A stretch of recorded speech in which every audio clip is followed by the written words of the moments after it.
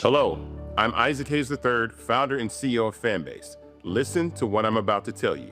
The window to invest in Fanbase is closing. We've raised over $10.6 million of our $17 million goal. That means there's room for less than 6,370 people to invest in Fanbase for the average amount. The minimum to invest in Fanbase right now is $399. That makes you an owner in Fanbase today. Go to startengine.com/fanbase to invest. Why? Because current social apps have taken advantage of users for far too long, with content suppression, shadow banning, harmful racist content, and no real tools for monetization and equity. Fanbase has over 1.4 million users and counting, allowing anyone to reach all their following and monetize their content from day one. Social media is the new TV, and whoever owns the apps that distribute that content have the opportunity to own potential billion-dollar companies. While big platforms with uncertain futures are failing to serve their users, Fanbase is stepping up to fill the gap. Don't wait until it's too late. Invest now, invest for yourself and your future. Go to startengine.com/fanbase and own the next generation of social media.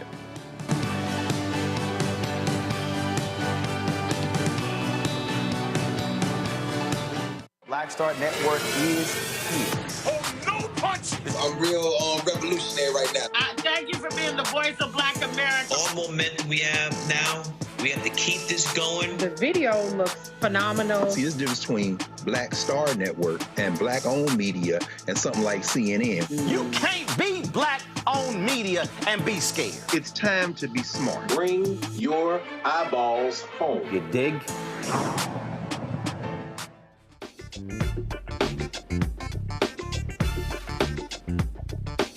Hey folks, today is Tuesday, May 13th, 2025, coming up on Roland Unfiltered, streaming live on the Black Star Network. Day 2 of the Sean Diddy Combs trial, and the star witness Cassie Ventura. Shocking, stunning testimony. Attorney Candace Kelley will have the full breakdown for us. Senator Chuck Schumer says, I ain't moving forward with any Department of Justice political appointees until we get answers on Donald Trump wanting to accept this $400 million plane from the Qatar government. Also, John Boyd of the National Black Farm Association is hot as hell with Trump importing these white Afrikaners from South Africa, claiming they're facing discrimination. They want them to, guess what, do farming work. That and more. It's time to bring the funk on Roland Martin Unfiltered, the Black Star Network. Let's go. He's got it. Whatever the miss, he's on it. Whatever it is, he's got the scoop, the fact, the find. And when it breaks, he's right on time and it's rolling. Best believe he's knowing. Putting it down from sports to news to politics. With entertainment just for kicks, he's rolling. It's on go, roll, y'all. It's Roland Martin, Rolling with Roland now. He's funk, he's fresh, he's real, the best, you know he's Roland Martin now.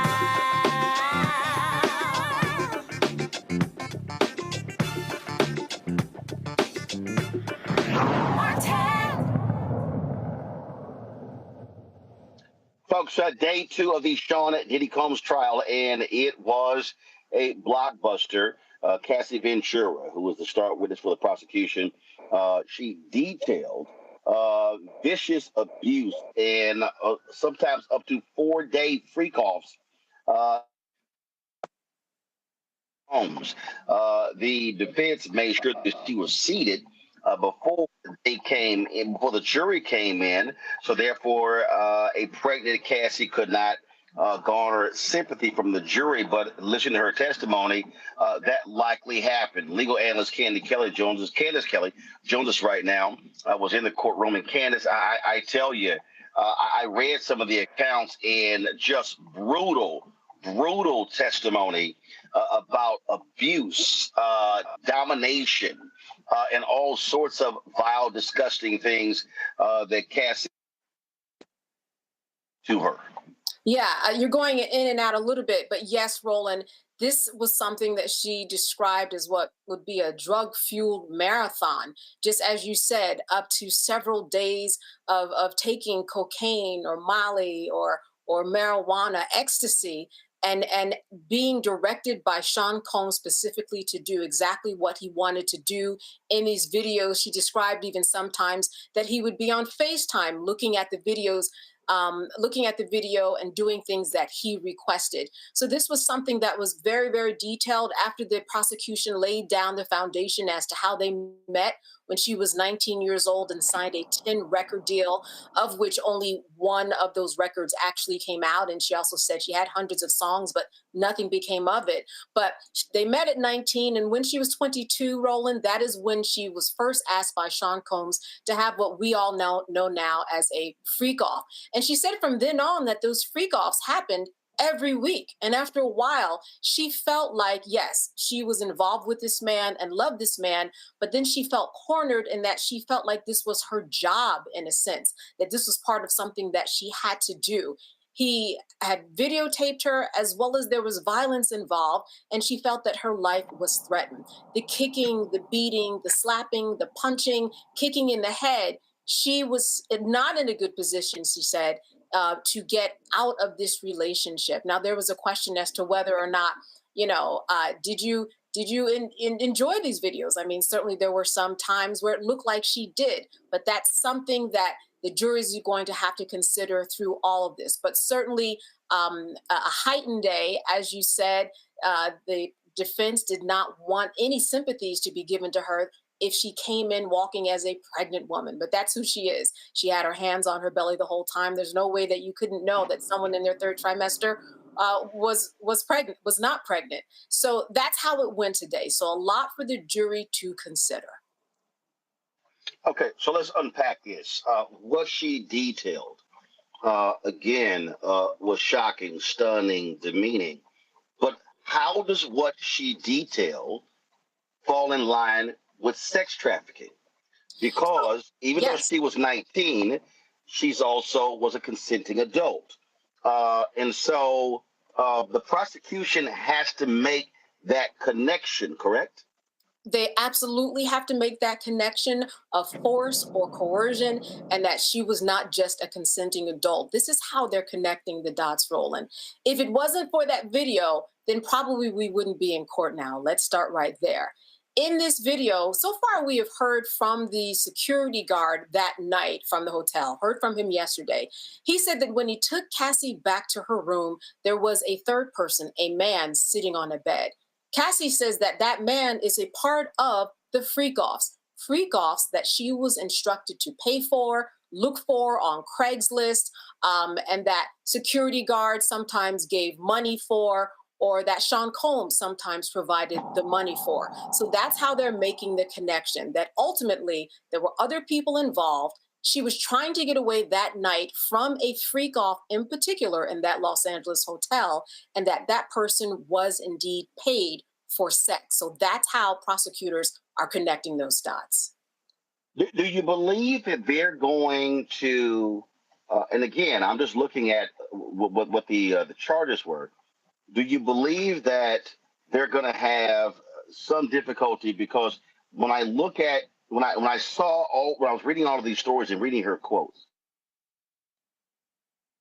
domestic violence, but they're domestic violence charges.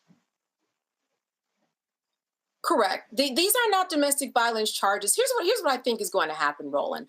I actually think that this could go either way. I've spoken to a number of people, and not either way on every single charge.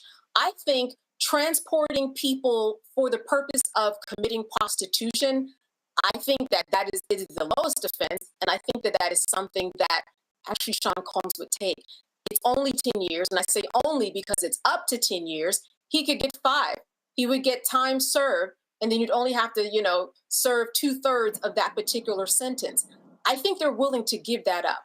I think when it comes to the Mann Act and when it comes to the RICO charges, you are talking about something slightly different. But, Cassie today, while she was on the stand, she opened up the door for that RICO charge because she talked about other people that were involved in what prosecutors are calling this criminal enterprise. So, for example, there were people who came in, according to her, to the room beforehand and set up the room with condoms and Astroglide and baby oil and gave them money. Or there were people who stood guard, or there were people who rented the room in the name of them. So what she did was she opened the door for other employees, other workers to come in, and you see this enterprise starting to form, and you see that that's exactly where the prosecution will go. Otherwise, they would have never had her talk about those other people. But I think that's where we're going.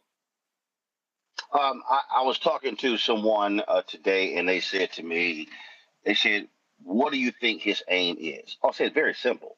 I said, the cat is out the barn. I said, their goal is to keep him out of prison. And so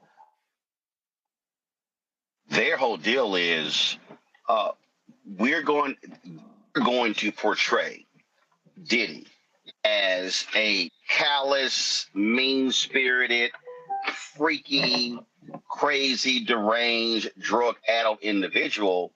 But they already have laid it out by saying, but he's not a criminal. That's literally what their defense is. That's right. That is literally what their defense is. And that's why, depending upon who was on that jury, you've got 8 men and 4 women. You've got 5 of them that are African American. You've got 1 Asian that's on there, a couple of Latinos. It depends upon what they think about this information. And while we know that we have an impaneled, impartial jurors, we know that somebody has an idea in their head as to what they believe real coercion actually looks like. And why did she stay in this relationship for 10 years? Now, this is where the experts come in. This is where you get a therapist or a psychologist to come in and contextualize why someone does stay in a situation like this. And this is what happens in a lot of cases that have to do with sex trafficking, child pornography, and abuse and abusive relationships. Why do the women stay? That's going to be very, very important. We are definitely going to be hearing from someone who hasn't specifically talked to Sean or Cassie, but can just really contextualize everything that's gone on for somebody in this relationship. Timing matters. This is going to be an 8-week trial. Yes. Normally, there's a build up by prosecutors for your star witness. They put her on the second day. Why do you think that was the strategy? So I think for 2 reasons. One, because she is pregnant. She is in her 3rd trimester. She could have her baby early. And then at that point, things would be delayed to not a point of no return, but certainly prosecutors don't want that. Number 2, they did give a little bit of a buildup with the security guard and 1 escort from yesterday so that people could at least be introduced to the recording before she got on. But I think it's mainly because she's about to have a baby. Got it. Now, is she done testifying? Did she complete testimony today, or are they bringing her back tomorrow?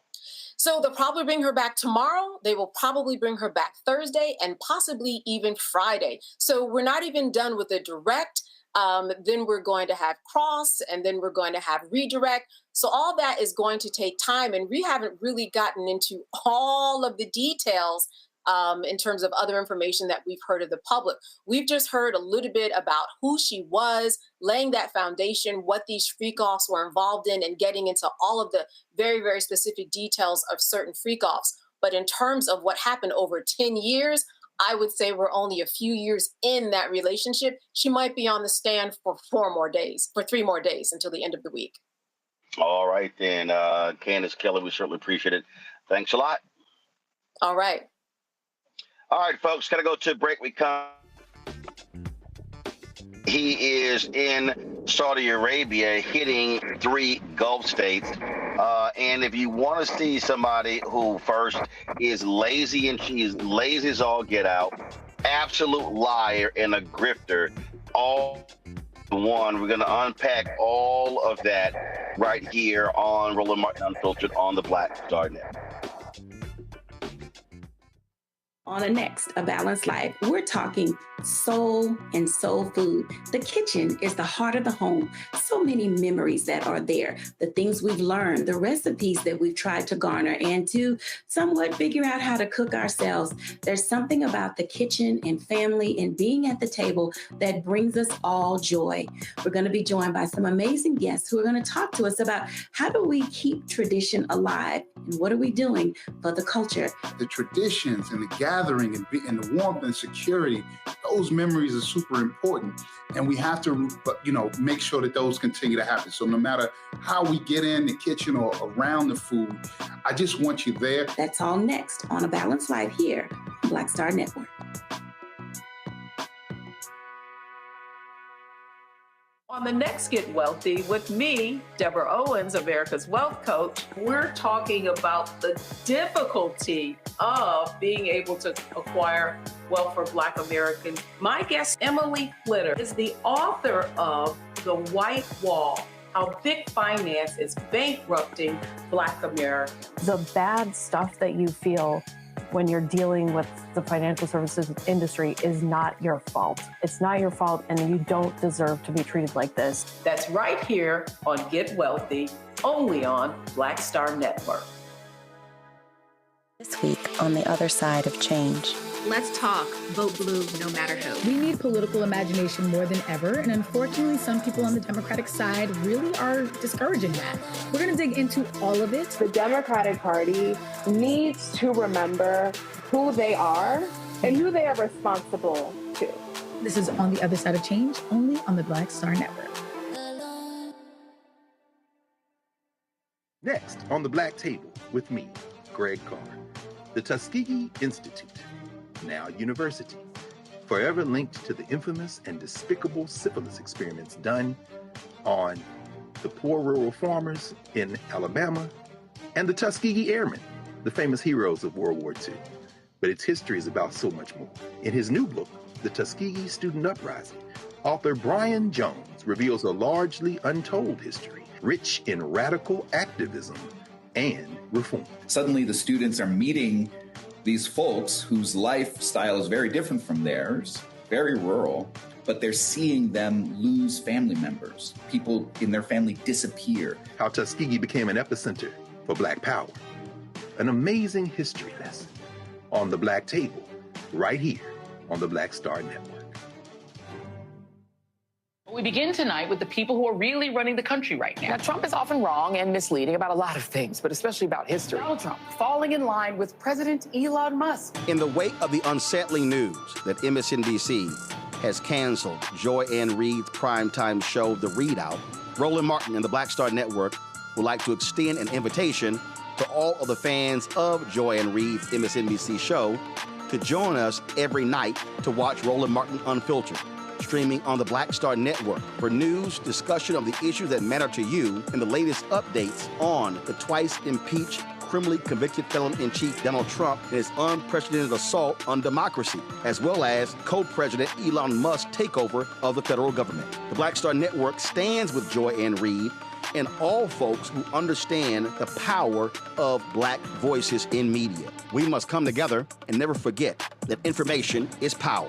Be sure to watch Roland Martin Unfiltered weeknights, 6 p.m. Eastern at youtube.com/Roland S. Martin or download the Black Star Network app. Now streaming on the Black Star Network.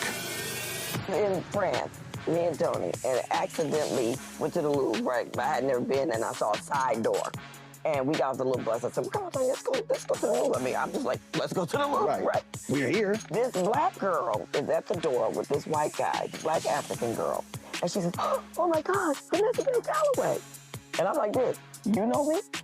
And come to find out we were at the wrong door. But she said, I'm gonna let you just go in here.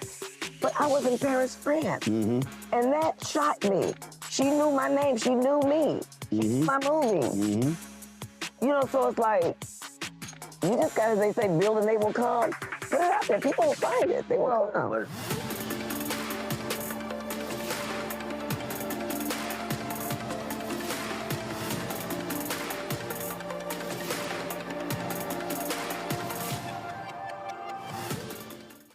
A horrific scene, a white nationalist rally that descended into deadly violence. White people are losing their damn minds. As an angry pro-Trump mob storms the U.S. Capitol, we've seen We're about to see the rise of what I call white minority resistance. We have seen white folks in this country who simply cannot tolerate Black folks voting. I think what we're seeing is the inevitable result of violent denial. This is part of American history. Every time that people of color have made progress, whether real or symbolic, there has been what Carol Anderson at Emory University calls white rage as a backlash. This is the rise of the Proud Boys and the Boogaloo Boys. America, there's going to be more of this. Here's all the Proud Boys, Dave. This country is getting increasingly racist in its behaviors and its attitudes because of the fear of white people. The fear that they're taking our jobs, they're taking our resources, they're taking our women. This is white fear.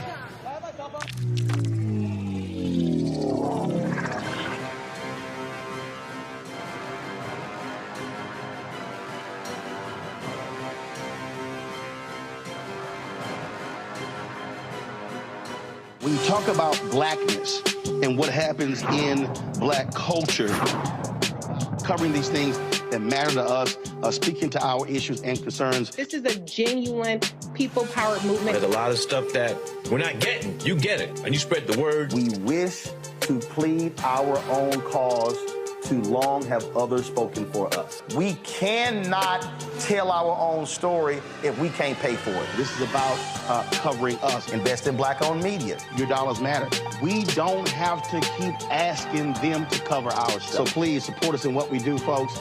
We want to hit 2,000 people, $50 this month, raise $100,000. We're behind 100,000, so we want to hit that. Y'all money makes this possible. Checks and money orders go to P.O. Box 57196, Washington, D.C. 20037-0196. PayPal is R Martin Unfiltered. Venmo is RM Unfiltered. Zelle is Roland at RolandSMartin.com.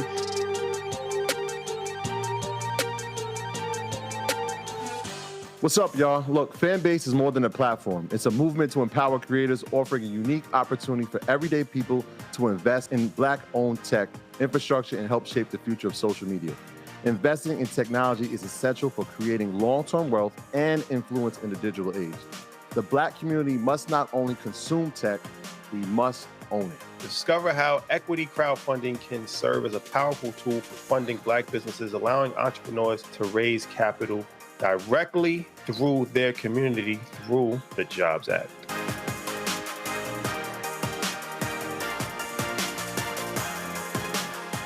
This is Tamala Mann. And this is David Mann. And you're watching Roland Martin Unfiltered.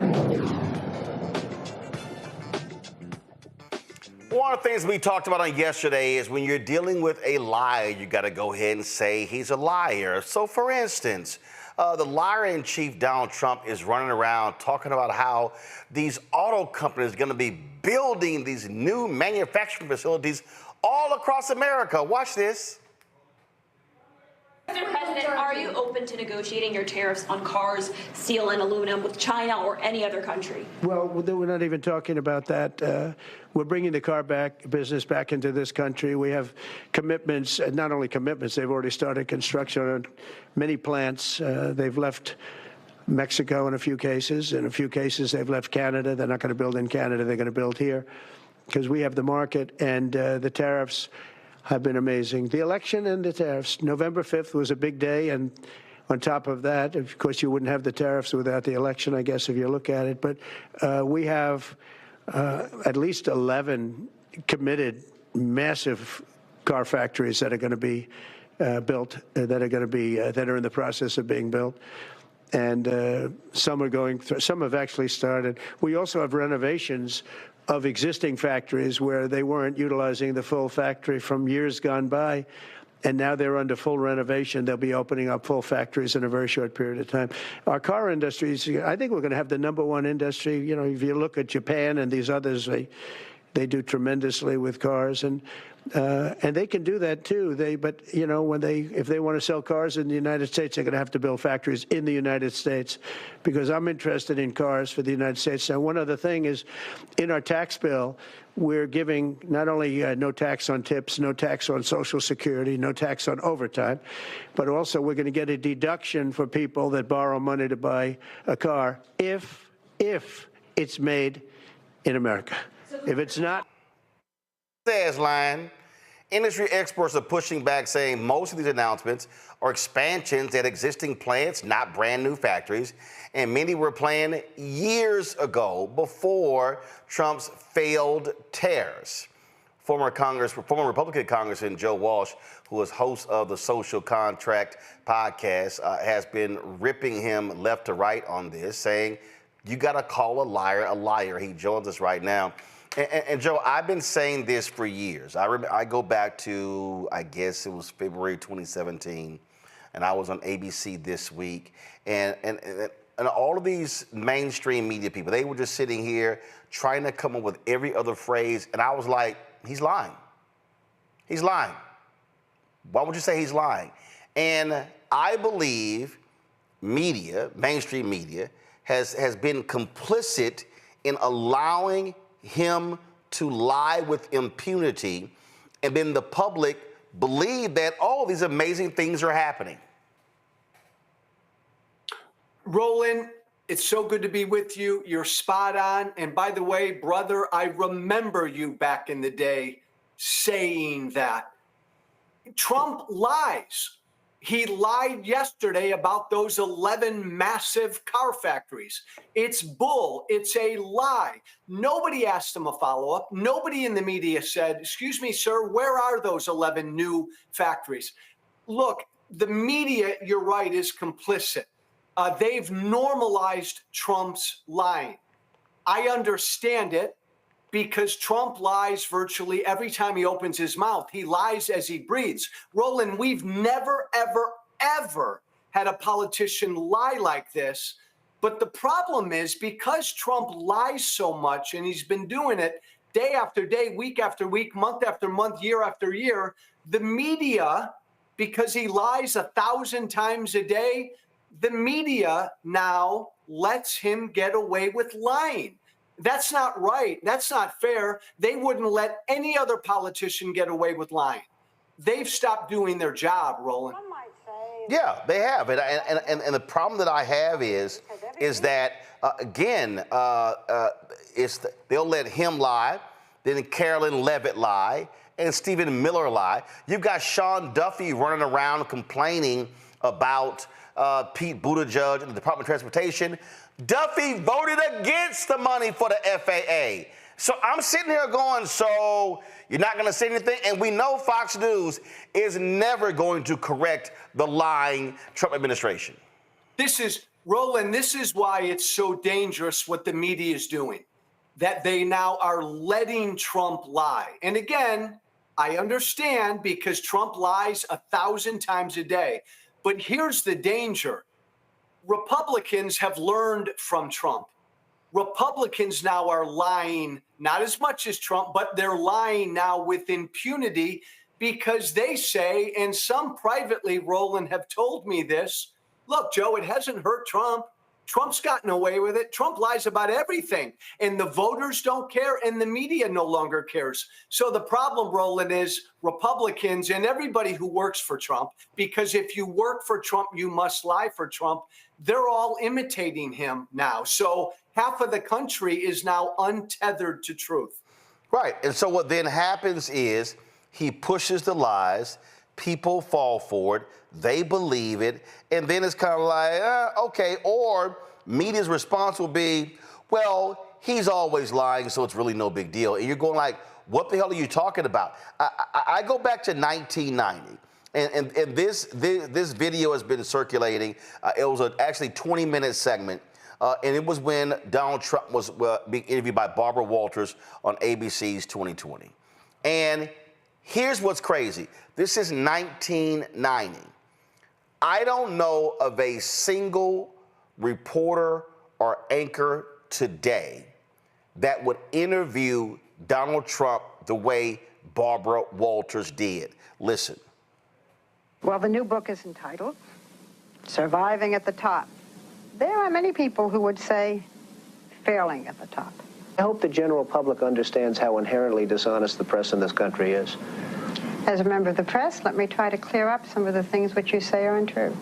You write in your book, my bankers and I worked out a terrific deal that allows me to come out stronger than ever. I see the deal as a great victory, and eventually the rest of the world will too. Being on the verge of bankruptcy, being bailed out by the banks, well, you don't have to say on the skating on thin ice and almost drowning, that's a businessman to be admired? You say on the verge of bankruptcy, Barbara, and you talk on the verge, and you listen to what people are saying. I talk to your bankers. Well, that's fine. And what do they say? I mean, depending on which banker you're talking to, what do they say? I'm the only one people write about. I mean, they don't write about other people. You have a little more debt than most people. You're something like $3 billion in debt. I also have a little more assets than most people. Okay. You have debts to pay back. Right. You have huge loans to pay back. You say the country is in a depression. What makes you think that you can pay back those loans? And further, what your bankers have told us is that the only way you even have a chance is by selling that property out there totally, the plaza. Well, I don't know what the bankers have said. The plaza is a very valuable property. Everybody told me, oh, you paid too much, you paid too much. Now they're all saying what a great deal he made on the plaza. Not. You yourself said that you saw your children maybe once a week. You're having a lot of difficulties with your 12-year-old son, Donna. You haven't talked to him since May. Do you believe in fidelity in marriage? Yes, absolutely, I do. In the current issue of Vanity Fair, the author Marie Brenner says that you read from Hitler's collected speeches, My New Order, and that these are speeches that you seem to admire. What's your reaction? Do you have this book? A friend of mine sent me a book, a man who I think is Jewish, although I don't know. That was just, I mean, again, nailing lie after lie, and that's how you have to deal with it. Unfortunately, they don't want to do that. They frankly are entertained by his lies, and that's why he's back in the Oval Office. Roland, that's amazing. I am so glad you played that clip. That was 35 years ago. And in the past 35 years, I've never heard anybody in the media interview Donald Trump like that. And again, yesterday, Roland, there he is up in front of the world. 11 new auto plants being built right now.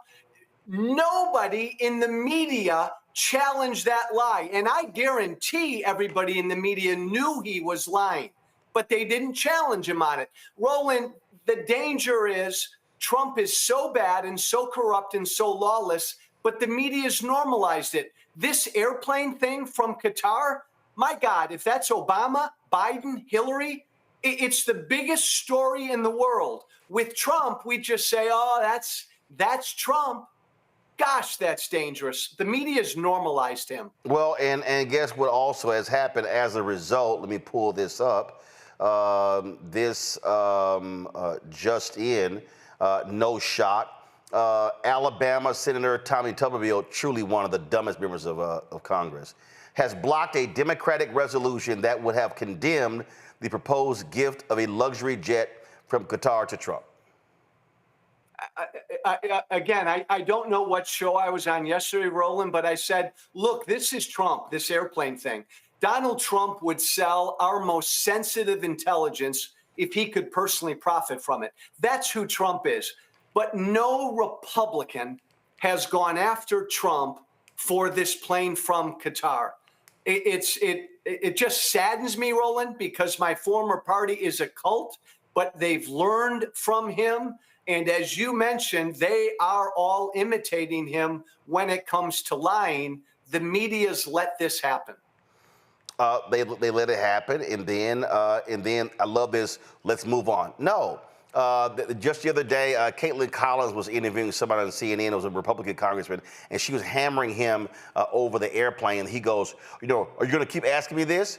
Her response should have been, yes. Absolutely. We're not going to go to any other question until why you explain why you will not condemn this. And he was just giving mental gymnastics. And then it is not just even him. Even if you look at the people who criticize it, Ari Fleischer, okay, who served as press secretary to President George W. Bush, this insane, this is... Nothing about getting Air Force One. Hold on, let me show this here, because I was like, Ari, really? I mean, you didn't even have the guts to. Nothing about getting Air Force One from a foreign government feels right. It may be legal, but I wouldn't do it. Air Force One should be American through and through. It shouldn't pass through foreign hands, and it shouldn't be a gift from a king. Don't do it. That's it. I can guarantee you that is not Ari Fleischer's response if it is President Barack Obama, President Joe Biden, Vice President Kamala Harris. No, God, no. And again, forget about Fox News, because they are what they are. The New York Times, the Washington Post, if this were Obama or Biden or Hillary, man, they'd be all over it. Look, Roland would never sit down with you because you would interview him like Barbara Walters did. If I ever interviewed Trump, I would say, Mr. President, before we get on to the topic of the day, did Joe Biden win the 2020 election, sir? And if he didn't give me a truthful answer, I would never move off of that question till he acknowledged he lost. I would never move from that till he acknowledged that he's been lying all these years. But that's also why he's going to Saudi Arabia in these Gulf states, and there's not a single wire service reporter in the press pool. I'm going to bring in my panel, Dr. Mustafa Santiago Ali, former senior advisor for environmental justice at the EPA, Morgan Harper, director of policy and advocacy, American Economic Liberties Project out of Columbus, Ohio, Majid Padelin, social media influencer and writer out of Brooklyn. Glad to have all three of you here. Mustafa, it is just a constant flood of lies. And even you saw that Barbara Walters clip. What does he do? He attacks the media. He attacks the media.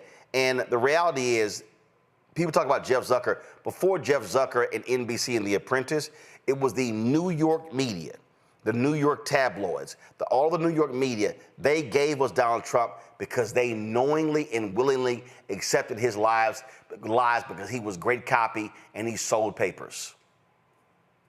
Yeah, I mean, you know, Donald Trump has always been focused on misinformation and disinformation. And unfortunately, as Joe shared and others have shared as well, that, you know, no one wants to check him and make sure not only is it fact checking, I mean, you know, that's the basic, right? That's the bare minimum.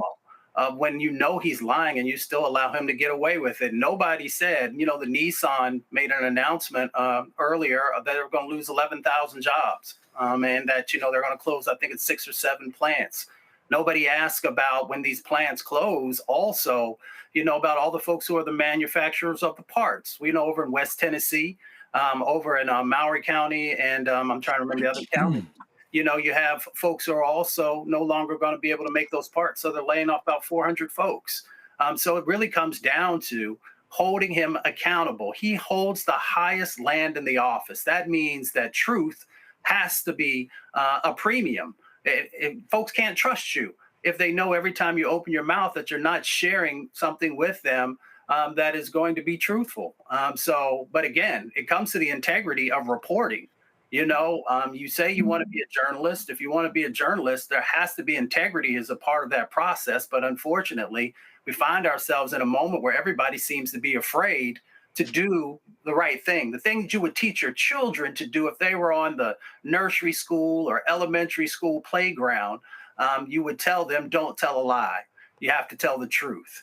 But unfortunately, that no longer seems to be a part of some of the culture in America. That is the culture, and I think like right now, it's crazy to me, Joe, that all of this attention right now is on this new Jake Tapper and this other reporter, I think Alex Thompson, something like that, their book on Joe Biden and his health condition. I'm sorry, that ain't the story of the day. The story of the day, which will definitely go on, I want Morgan to speak on this here. The story of the day is tariffs failed. He completely destroyed the economy and got run out of town because of it. And Wall Street fought back. The $400 million jet, all the deals that he's cutting, the deals his family's cutting, the Medicaid cuts. I'm not wasting any damn time. Joe Biden didn't run 2024, okay? He dropped out. I'm not wasting breath going back and forth over that nonsense. I'm covering the corruption in front of us right now. Roland, amen. But there's another great issue, right? There was plenty of talk about Biden's cognitive decline. No, I haven't heard anybody in the media begin to talk about Trump's cognitive decline. Such as in Saudi Arabia. Guys, play the clip. Remember all the videos? Joe Biden walked the wrong way. Well, here's a video of Donald Trump in Saudi Arabia. First of all, here's one of him sleeping. So here he is, Roland. He's literally sitting there, closing his eyes, sleeping during the program. Then let's roll the next video. He's now supposed to sign something, and he's going the wrong direction. And so he guys, just no, not that one. Go to the one where he gets up, and they got to steer. Thank you. All right, so here he is going in the wrong direction. They're like, hey, no, you gotta go around. Oh, now where all of the media out going on? Oh my God, look at him.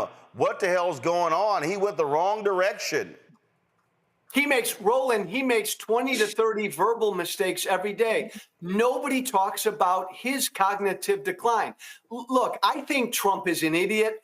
But his strategy has always been every day to throw 1,000 pieces of dog crap against the wall and lie 1,000 times a day so that we all become numb to it. Well, the media should never become numb to this. Morgan? Yeah, I mean, it's hard to know even where to begin. I mean, I would say on the tariffs, completely agree. I mean, a lot of the deals that are being cut, I mean, even looking at the UK deal with cars, that there was a carve out in that deal for luxury cars coming from the UK But that then will be going to the US. Deal. It's also not a deal. It's the framework to keep talking. It's not an actual deal. Right. It's not final in any way. It's just the proposed terms that could eventually become some kind of final agreement. Very true. But even in those terms, if that's where we're starting, that we're going to have a carve out for luxury cars coming from the UK, and I think we were hearing from US based auto firms are like, okay, but then what about us, right? What's going on there? So yeah, I mean, I completely agree that there seems to be a lack of either willingness or substantive understanding of the issues to be able to engage with him. I mean, in that Barbara Walters clip, she had clearly done her homework for a lot of time to be able to prepare to spar in that way and have the facts to challenge some of these things. Also completely agree, when we're talking about Sean Duffy and some of the reality around his prior positions on how to manage the air traffic control system and how he's contradicting himself now or straight up lying about what happened in the Biden administration or didn't. I guess my question for Joe is, the politicians are where they're at. It doesn't appear that they're really responding to where the public is. In terms of the voters and the Republican voter base, do you think that there's going to be some shifts in it? And where is that information coming for them coming to them from, if a lot of the mainstream media sources are, like we're talking about, not really prepared to really expose some of these contradictions? That's a great question. And here's the thing. I talk to his base every day, and they accept and embrace all of Trump's lies, right? Like the Haitian migrants were eating cats and dogs, and I won the election. They accept all of those lies. Trump's going to try to lie about the economy. You mentioned tariffs. Trump will try to lie about the economy, but even his base lives the economy. So when Trump tells them their 401k is up, when it's down 50%, his base isn't going to believe that lie. When Trump tells them they're doing great economically and they lost their job 6 months from now. So his base isn't going to accept Trump's lies on the economy because they're going to feel those lies. I don't think his base will even begin to move until or unless they feel real economic pain. Oh, absolutely. I've said that consistently on this show, that they have to absolutely feel it. And Democrats need to be in position to be hammering that in those states, in those counties, in those cities, and saying, hey, your guy is the reason you're going broke. It's your guy. It's not Biden. It's his policies. That's what they got to do. Spot on, Roland. And they needed to be doing it 3 months ago. They need to do it every day. Again, we talk about just the nonsense we see going over there. It's crazy. Majid, go ahead. What's your question? Well, Roland, thanks. First of all, thanks for having me back on the show here. People say that hell is repeating the same horrible reality over and over again. And sometimes I watch what is happening and I feel like I'm in hell because, you hit it right on the head and the rest of your guests and the panel hit it on the head as far as the media helping to create this Frankenstein monster of lies that Donald Trump has turned into without any accountability. Dr. Ali talked about there needing to be some type of accountability. I am constantly appalled, and I've been appalled since 2015 when he first came on the scene. And, I was sitting there screaming at the TV back in 2015 and 2016. He's lying. Call him on it. How hard is it to prepare, to counter his lies? Like, you played that excellent clip of Barbara Walters holding him to account, holding his feet to the fire and calling his BS. I think George Stephanopoulos is the only other person I've seen, really able to nail him down. But I'm appalled at a room full of journalists standing there basically taking dictation during his press conferences where he tells lie after lie after lie. And by the media, and when I say the media, I'm not just talking about the journalists, the reporters, I'm talking about the people in the station, by them not even putting up a little, bubble that says, these are lies. Put a chyron on the TV saying these are blatant lies, all of them, and have a Daniel Dale type person come up and fact check either during or after the press conference. It's so important because, there are those of us in social media who, we feel like we're that mouse on the treadmill, constantly going and never really going anywhere. We keep repeating that he's lying, but at some point we need some media accountability. We need the people who are in position to direct programming, to actually say, hey, let's put this access journalism to the side for a minute. Let's have somebody ask him some hard questions and push back until he can't be pushed back anymore. So I guess, Joe, my question for you is, you're in that sweet spot where you're kind of part of an alternative media, the same way like Roland is. Roland, I love your channel here, and I think you're building something that's really important. Do you think there is a way that alternative media can supplant in influence, supplant traditional mainstream media as far as getting the word out? I think it already has, my friend. And Roland Martin is a pioneer in this field. Look, I go on this show, I go on Roland Martin's show. More people see me and will see this clip by 5-10-fold than any time I go on CNN or MSNBC. So it's already happening, and it's a good thing because people in the alternative media will hold our elected officials more to account. Yeah, and I think to the point much you just raised there, Joe, I think what is required is you have to keep hammering. The issue is not, well, we did it for 2 or 3 months and then they haven't responded. No, it has to be absolutely constant. And then you have to then remind people, we told you, that's why we have the hashtag, we tried to tell you. We tried to tell you this was gonna happen. We tried to tell you this was gonna happen, and over and over again, because it has to be hammered in. And so, and you can't just move on also to whatever the flavor of the day. You got to know what the misdirect is. And so that's, to me, I think is what's important. And too many people aren't trying to do that. So I know it's difficult being a former Republican congressman, former MAGA, but the reality is you are one of those folks. You see what they're doing, so you understand the game plan when they are trying to gaslight the American people. It's why, Roland, like people will say, Joe, you're always outraged. You're always angry. You're always pissed off. It's because I come from MAGA.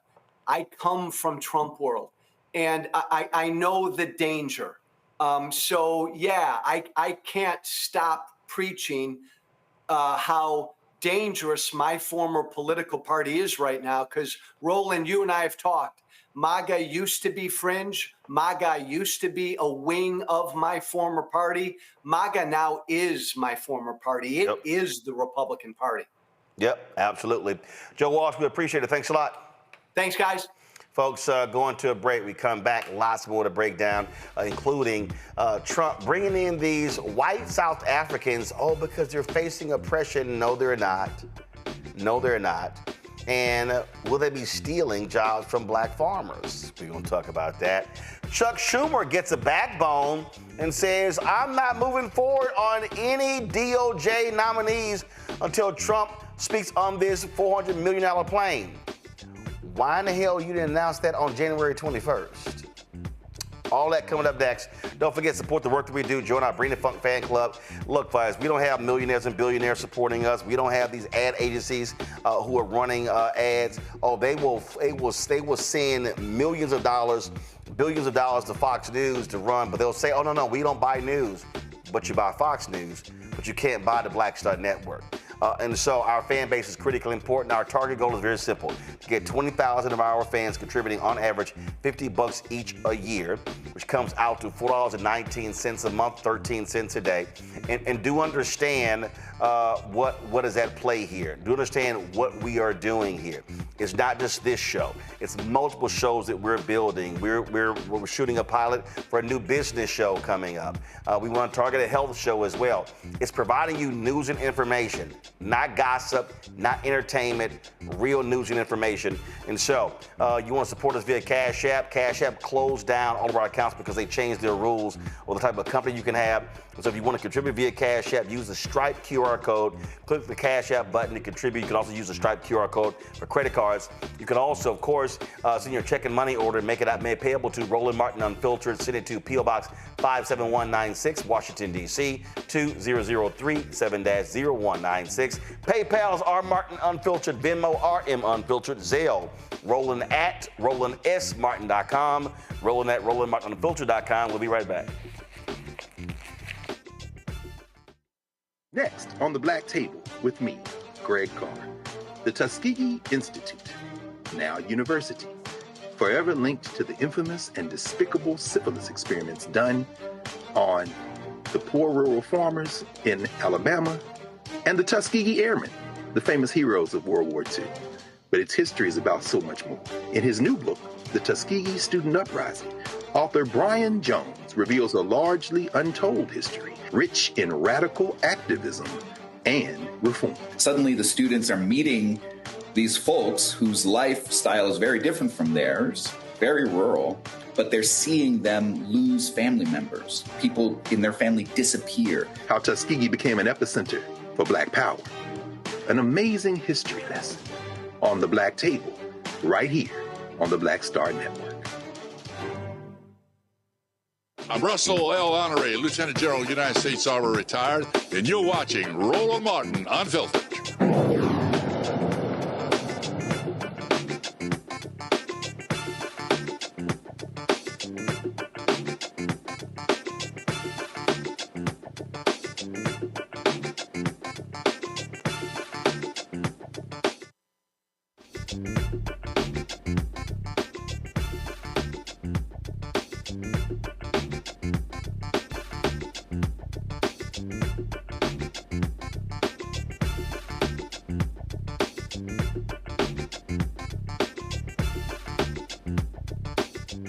I told y'all Donald Trump only wants white immigrants. The attack on Haitians is because they're black. He called African nations shithole countries. It's because they're black. This is what it's all about. So what is he doing? Literally, yesterday, on a State Department plane, they flew in families, white Afrikaners, so-called, oh my goodness, Trump saying they're facing persecution. You got Carolyn Levitt. She's on the White House. She's up there lying about them as well, and them coming in, welcoming them to the country. Folks, utterly shameful and despicable, okay? And that's what you got going on. Now, remember they were all talking about the Great Replacement Theory? Well, that's what this is. So what Trump is saying, hey, we're going to sit here and we're going to run out all of these, all of these black and brown people, but hey, we're going to import some white people. And here is the Trump Deputy Secretary of State greeting these Afrikaners, and I'm going to play some other stuff where he praised them for their long history of being great people. I want y'all just listen to this question and answer. Thank you very much. I just wanted to know, there were many, from the BBC, there are many people who fit the criteria of seeking help, who are fleeing persecution. Afghans, for example, and they live in a country run by the Taliban, but they're being denied refugee status. So I'm wondering, why has such an exception been made for the Afrikaners, especially when the South African government says they're not in danger? And are you going to open up the refugee settlement program for others? Thank you for that question.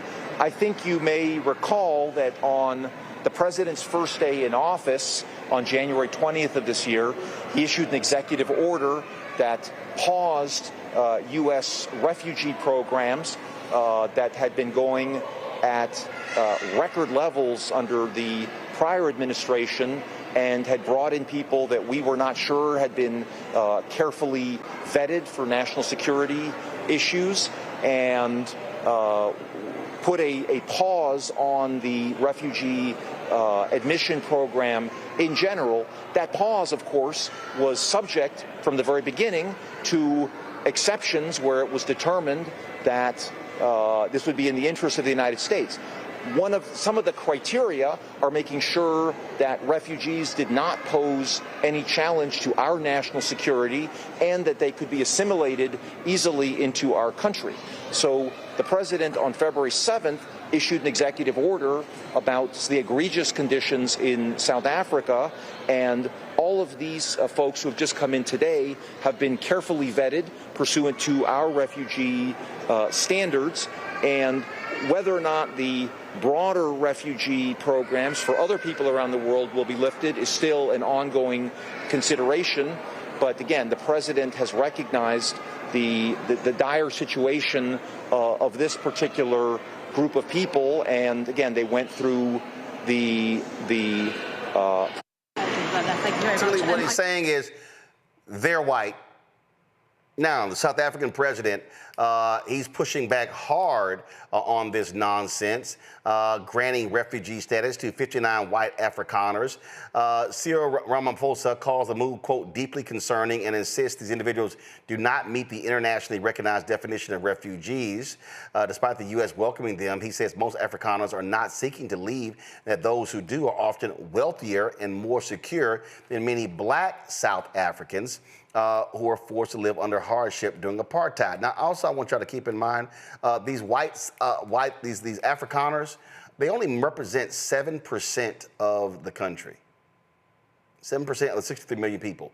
Oh, but they own more than 70% of the land.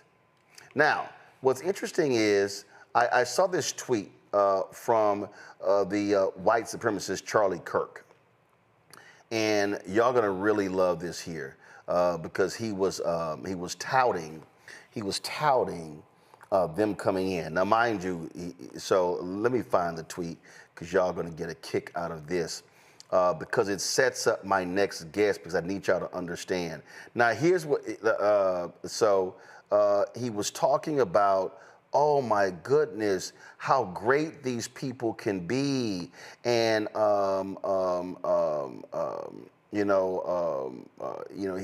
he's citing this African National Congress thing. Look at the South African Boers face systemic legal discrimination in their country. They face horrifying violence based on their skin color. A political party in their homeland openly calls for genocide. Yet, this is the key right here, y'all. Yet at the same time, they are enormously talented people. They have useful skills. They're very close to America culturally.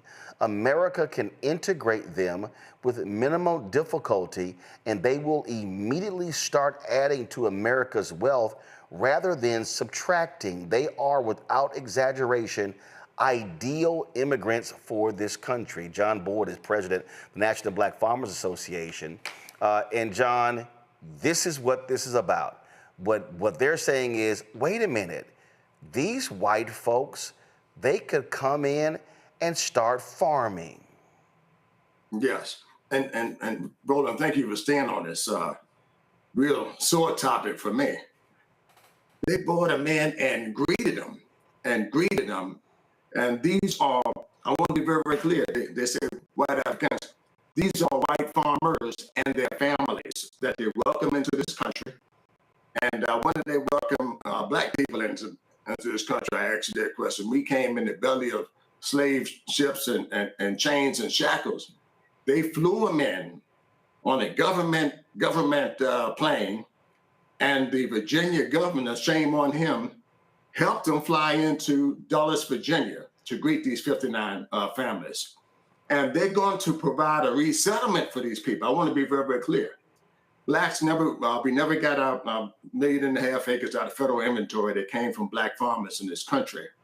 And they're bringing them into this country, going to provide them with a pathway to citizenship. They're going to give them the tools and all this stuff necessary to make it in the United States, things that they've never done. They never provided a homestead, Roland, in this country for black people, but they're going to do it for white South African farmers based on race. The whole thing this president campaigned on when he said he wanted to do away with DEI because it was race-based and all of this stuff. They want to do away with programs to help blacks in this country, but you want to bring white farmers in, provide them with a pathway to citizenship. But also housing, food, diapers, like all of this stuff. And I'm sorry, roll a video, y'all, roll a video. It doesn't look like these people are lacking. I mean, they're coming off the planes with headphones and suitcases. These folks, these ain't no true refugees. And Roland, they came from farms, probably, and some of these farms are better shape than the many black farmers here in this country where they came from. They own 75% of the land in South Africa. So here the president talking about they face reverse discrimination, and it was genocide. All these words that they use, things that they never defined in this country for black people, and certainly slavery fits that sharecropping and Jim Crow. All of these things fit that definition in this country, but they never said anything about helping black farmers or helping us get our land out of federal inventory. These are things that need to be raised while they're bringing these white farmers in with no pushback. I didn't see anybody pushing back there at that press conference, asking the real hard questions about black farmers in this country. They face discrimination, people. It's historic, decade-long discrimination. I've been spat on, Roland, and by my own government here.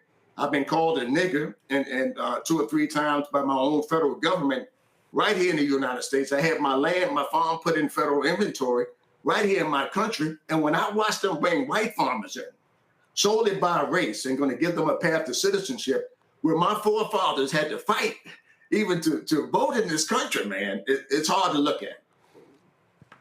Morgan, Sean Rowe, the presiding bishop of the Episcopal Church, sent this statement out.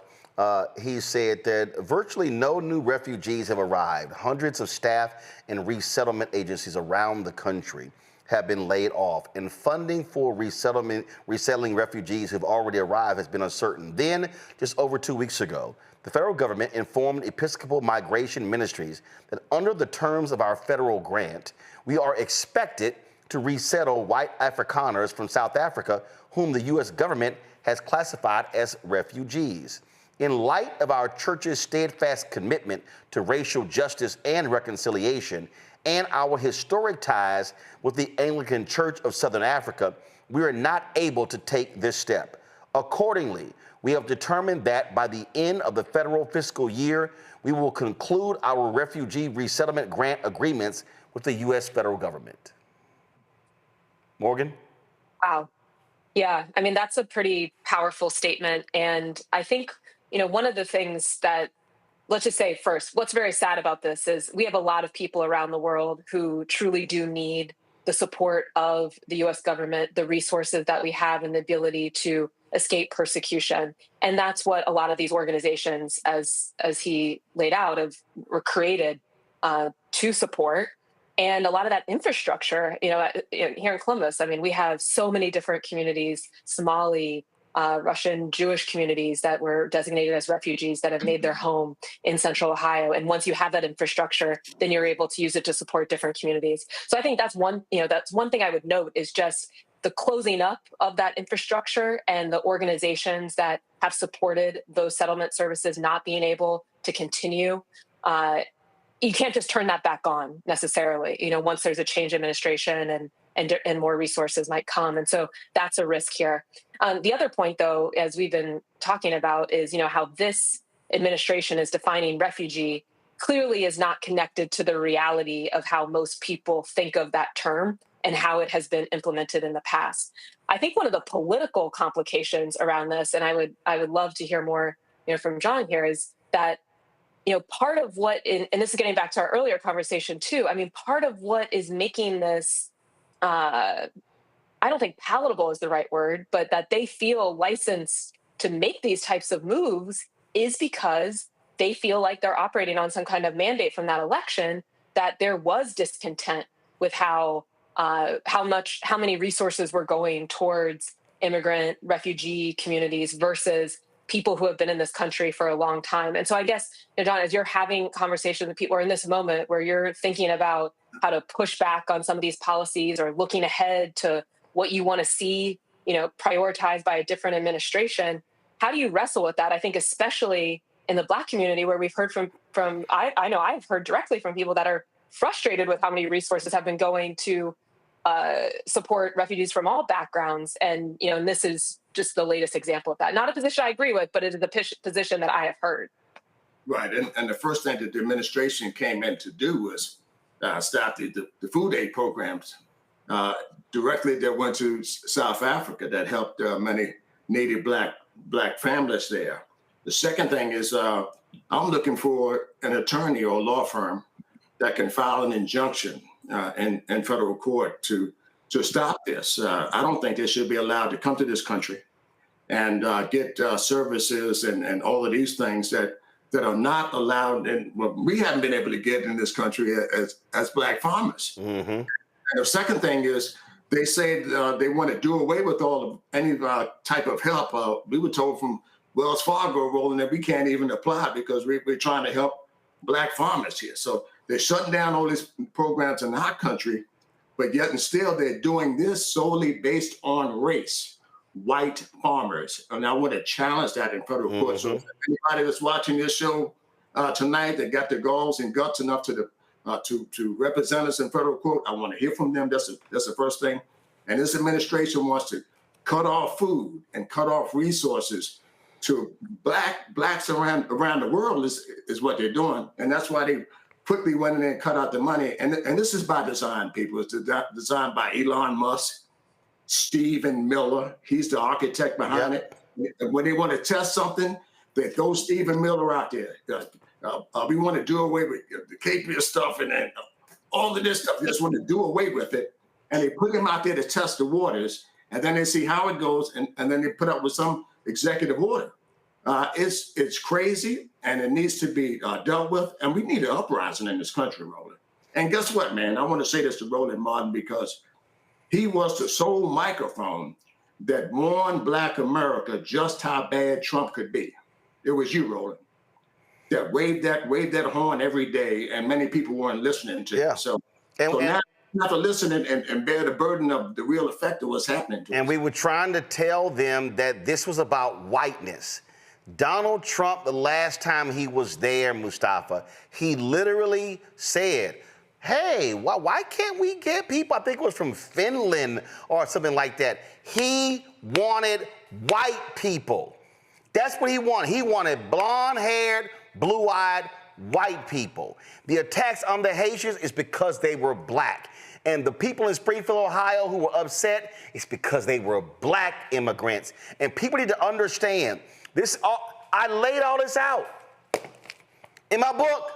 I said it. That's why it's called White Fear, how the browning of America is making white folks lose their minds. If they could import 5 million white people, they would do this every single day. Without a doubt. I mean, for the last couple of years when I would be on the show, I would talk about apartheid-esque types of actions that were going on. And people would be like, Mustafa, what are you talking about?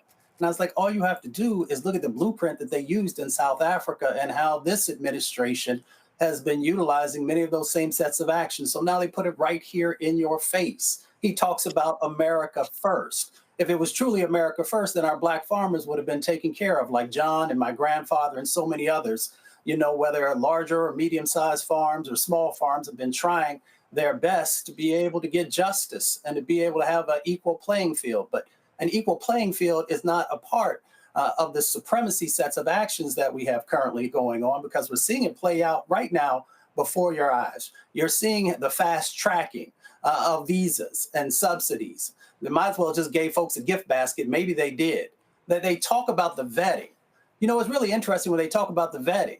I'm really concerned with what they're actually doing in this space, because originally it was supposed to be 49 folks coming, and then 59 folks got off the plane. So somebody evidently didn't do a good job in relationship to vetting. And I know a little bit about that.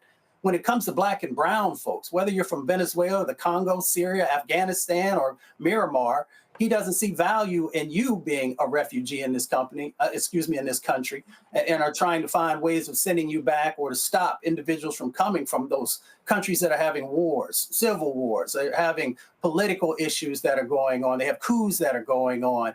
They've got real issues that this country should be taking seriously, should be inviting those folks. But we find ourselves in this moment where people have taken off the hood. Let me say that again for the people who are slow, who are watching, who took off the hood and are showing you exactly who they are. So we have to keep putting a spotlight on it. You've got to also make sure that you're reaching out to folks up on Capitol Hill and asking them, what are you doing in this moment? Because if you say that you are elected by the American people, but I don't see you necessarily doing the steps that are necessary to protect them and to uplift them and to make sure that they get their just due. But that's the moment that we find ourselves in. So I want to play this here, John. This is a clip from that same State Department official, but I want you to hear what he actually says to them in greeting these folks. Listen.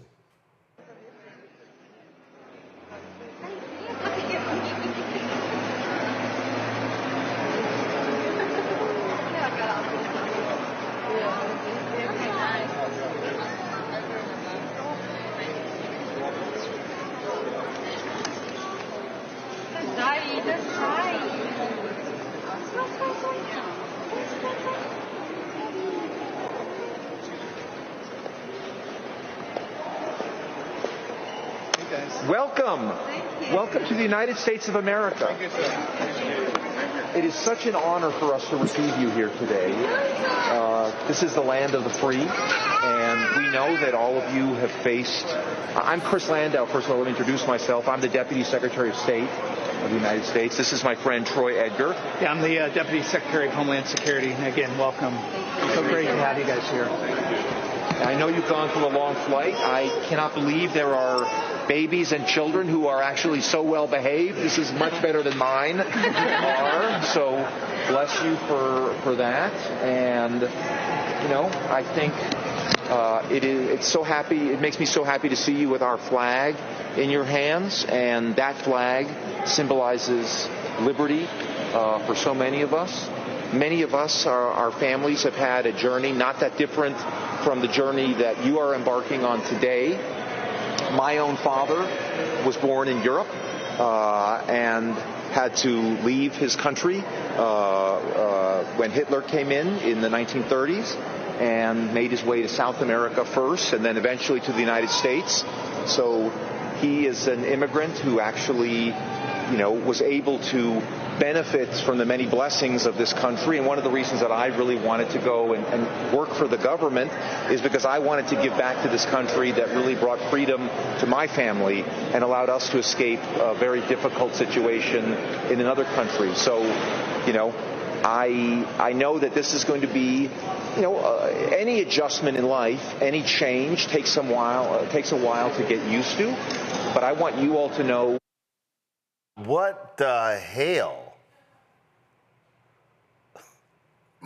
Roland, that's the time we're living in right there, where you roll out the carpet for white farmers that coming from South Africa. They had a big press conference and welcomed them to this country.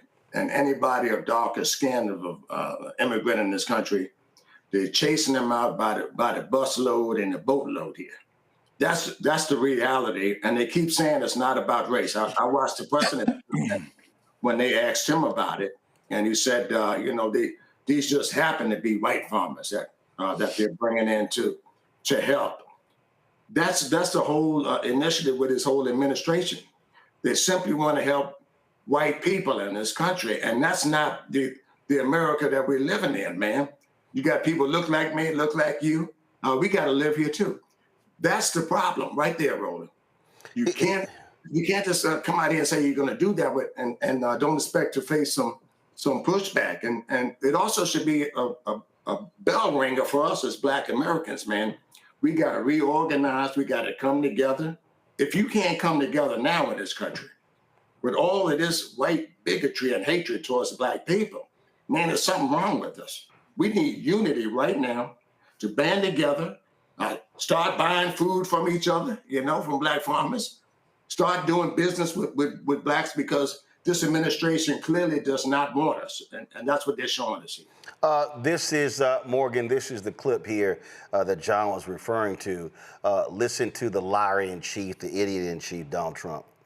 Who claim discrimination in their home country are heading to the United States, right, where your administration is going to welcome them as refugees. Now, this comes as you've halted virtually all refugee admissions for people fleeing famine and war from countries like Sudan and the Democratic Republic of Congo. Why are you creating an expedited path into the country for Afrikaners but not others? Because they're being killed, and we don't want to see people be killed. Now, South Africa leadership is coming to see me, I understand, sometime next week.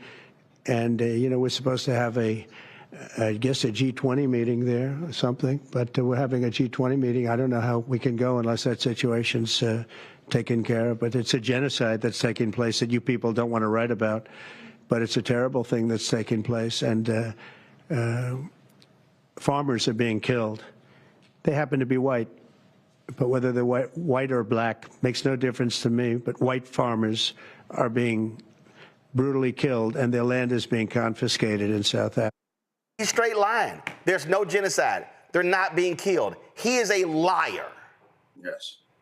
And go ahead. Yeah, these are just lies. And, it's not even remotely funny, because as that reporter pointed out, there are deadly conflicts going on in other parts of Africa, not South Africa, that are hurting, I'm sure, farmers and all sorts of other people in Sudan, the Congo. And so the fact that we're not going to be providing resources for them, that doesn't seem like it's something that matters to the president of the United States in this moment is very, very upsetting and scary, to be honest. I mean, this level of lying. This does get back, though, to our earlier conversation. One other thing I was going to add, because, I know the books about Biden can seem, and I agree, not a great use of time or energy to be spending a lot of time on the retrospective. But I do think one of the things that creates the opening that makes it more challenging to call out some of these lies is that, they're kind of able to turn and, oh, well, Democrats are liars too, right? That's a phrase we hear a lot. And to the extent that there were people that maybe knew things about whatever, Biden or not, I don't personally, it's not necessarily, and certainly isn't the big issue of the day, but just saying, like, in a world where most people aren't paying attention, where there's a lot of different information coming at people, these are the types of inconsistencies that I think do facilitate just the rapid fire of lies coming out of Trump, and then it not breaking through with the public. So even if we think that that's not a good use of time, I do think we have to be honest about the fact that Democrats have a trust problem with the general public, whether fair or not, and what are going to be the ways to restore that trust. But here's the deal, though, Majid, and this is the reality. Before Biden got elected, Trump was lying.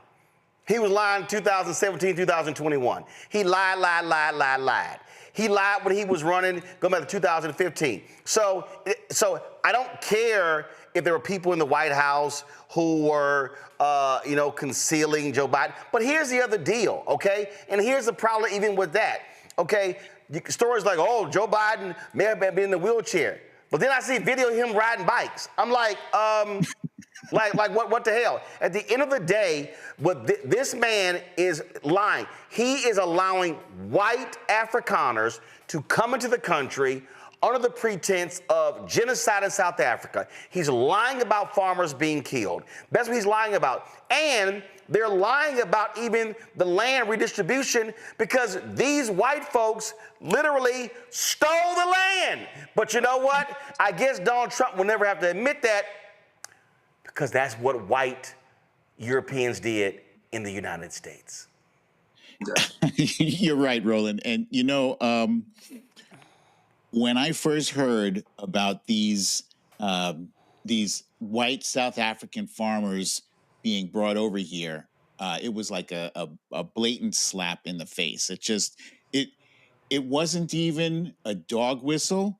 It was a bullhorn.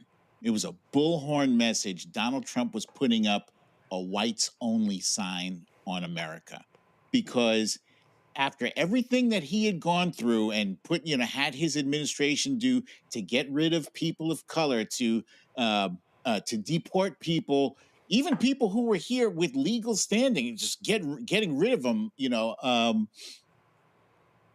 however he could. And now he's rolling out the red carpet for people. And as Mr. Boyd pointed out, and you pointed out as well, it is all about race, despite the fact that they say, oh, it's they just happen to be white. No. It's not that they just happen to be white. This is the reverse great replacement theory, right? They've been obsessed with this thing for years now. Yep. For years, they saw some data maybe a decade or two ago saying that by the year 2050, Caucasians, whites were going to be the minority race, and Latinos were going to be the majority. And so this has them obsessed with, like the whole anti-abortion thing. Yeah, they don't want to abort any more white babies. They want more white babies. Let's pay $5,000. Let's just pay you $5,000 to have some babies. And that's what it's all about. And I personally, this South African thing, I think Elon probably put a bug in Trump's ear about, because even the courts in South Africa said that story is nonsense. There's nothing legitimate about it. How hard would it be for, I'm not a reporter. I'm a guy with the social media account. How hard would it be for a reporter, a journalist, when he said that thing about their being killed, just to open your mouth and say, but again, though, no, they're not. But again, though, it's the strategy. And see, and John, what I need black people to understand, what I need black people to really understand what's going on here is, and I have been saying this since the inauguration, Donald Trump, Stephen Miller, MAGA, this is about defunding black America. When you talk about the attack on the farmers, who was the person who sued the Biden administration when it came to their settlement with black and Hispanic farmers? It was Stephen Miller's legal group. Donald Trump said, oh, it was an illegal DEI settlement for those black people in Lowndes County, Alabama, who had sewage being backed up into their yards. They stopped that. They stopped the settlement. They stopped the lawsuit against the petrochemical companies in Cancer Alley in Louisiana that was killing black people. They stopped the lawsuit against the HOA in Dallas that didn't want black people in it. They stopped the lawsuits, the HUD lawsuit. They stopped again, they are clearly targeting black people.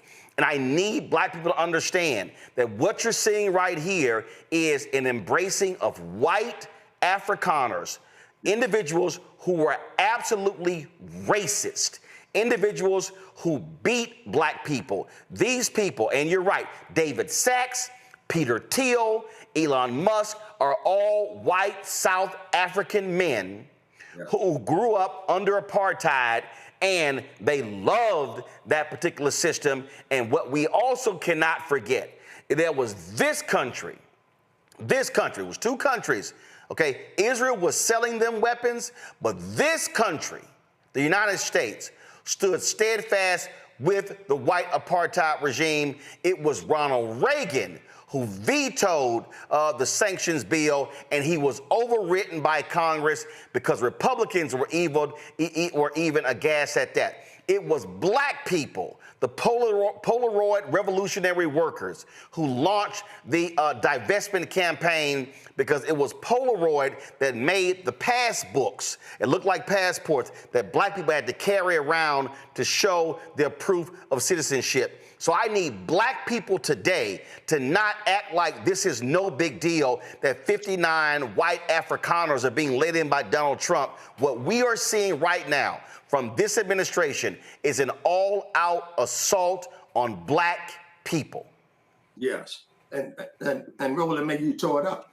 And I want to make a more direct nail, with the hammer here. $5 billion that I worked 30 years to get in this country. I had to go through acts of Congress and marching and lawsuits. We finally get it.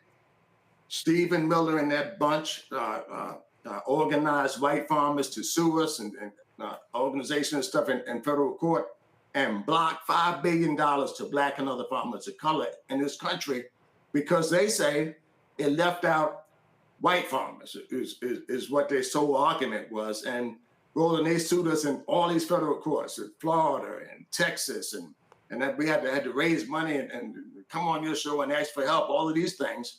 They done it because it was the monies, the $5 billion was going to go to black and other farmers of color. Now they say, they say you can't do that. You can't pay the $5 billion because it's solely based on race. That's what the argument was in federal court. Now they want to bring white farmers. I'm gonna keep saying it until somebody starts calling it what it is, and their families into the United States, and help them, give them a path to citizenship. And what it says on this executive order, it says right here, refugee resettlement is what they want to do. Resettlement and other initiatives. That means money and land and all of these things. They're gonna bring them to this country and provide that to them, solely based on their whiteness. I'm gonna use your word, Roland, white farmers, but they won't do it for blacks in this country. They won't return our land out of inventory, but they want to give it to white South African farmers. They want to give them Native American lands or grazing lands from the Department of Interior, and they want to give them land out of federal inventory. That's what I heard, Roland, from the United States Department of Agriculture that came from black farmers. And I'm gonna tell you right now, on your show, Roland, I said it, I would die over my land. For anybody who don't know how serious I am about this movement, I would die over my land because the way that my forefathers got it, man, they had to scuffle, they cheated them and done everything they could, and they were able to hold on and hit these people when they take your land and give it to white South African farmers. I say no. And guess what? Now, I'm gonna use Grandma Ruth's line here, Roland.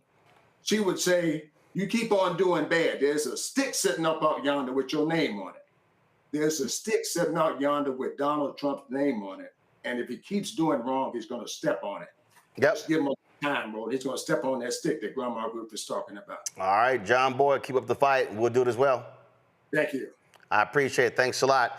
So let me show y'all how quiet some people are, these little black MAGA people. Danielle Carter, the fitness instructor in Chicago, she has an organization, Chicago Flips Red, and also you see her right here at the White House standing with Trump. So I'm on her Twitter feed. Do you know what you don't see, Mustafa? Morgan? Mahi, you know what you don't see?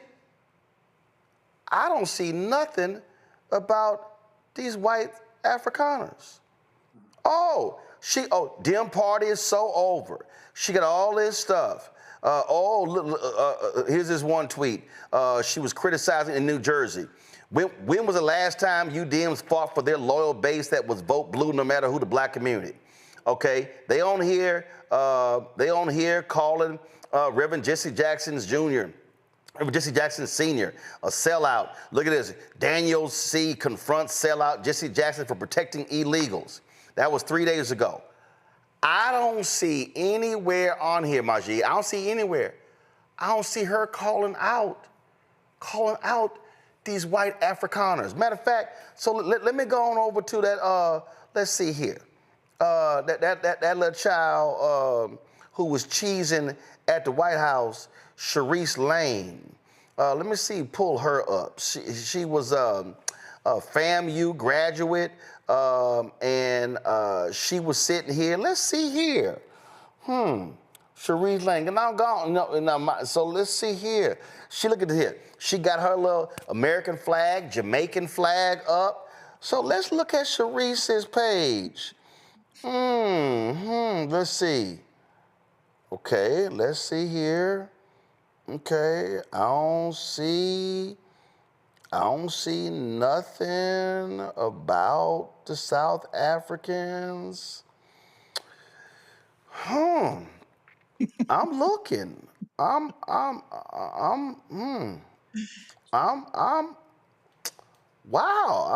I'm still looking. I'm still looking. I'm still scrolling. Let's see. Okay. Again, y'all, she was one of these people who was out here just running her mouth that, oh, Trump is this and he's amazing. I literally don't see a single tweet where she's calling out. It's amazing. They missing.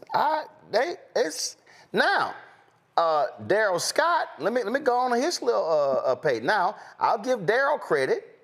Okay, I saw his tweets earlier where he was calling out the folk. But what was missing, he wasn't tagging Trump, his boy. So Daryl said, I'm looking right here. Here it is right here. So Daryl Scott, I wonder what the reception would be if 50 black South Africans came over with their families to assimilate into America. He writes, I lived during the time when there were international outcries against apartheid, which fell upon deaf ears. Excuse my lack of sensitivity. And so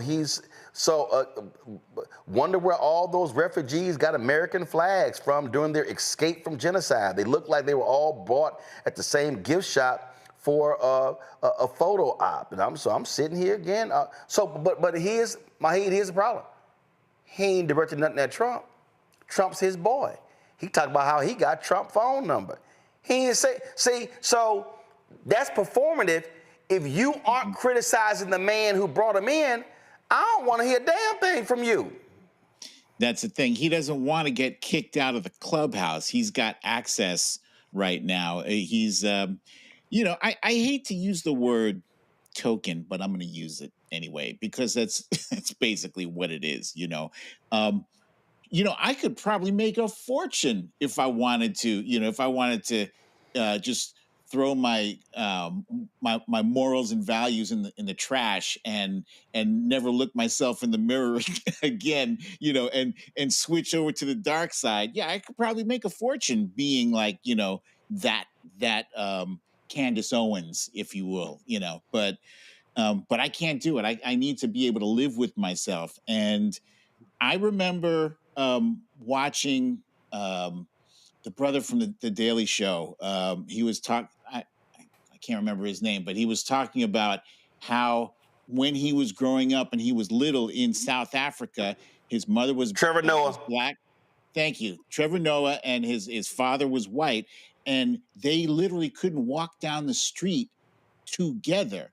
Like they had to be across the street from each other. And I thought, it's bizarre. I was like a teenager when that was going on. Like this was like the modern world. So Elon was living in that modern world.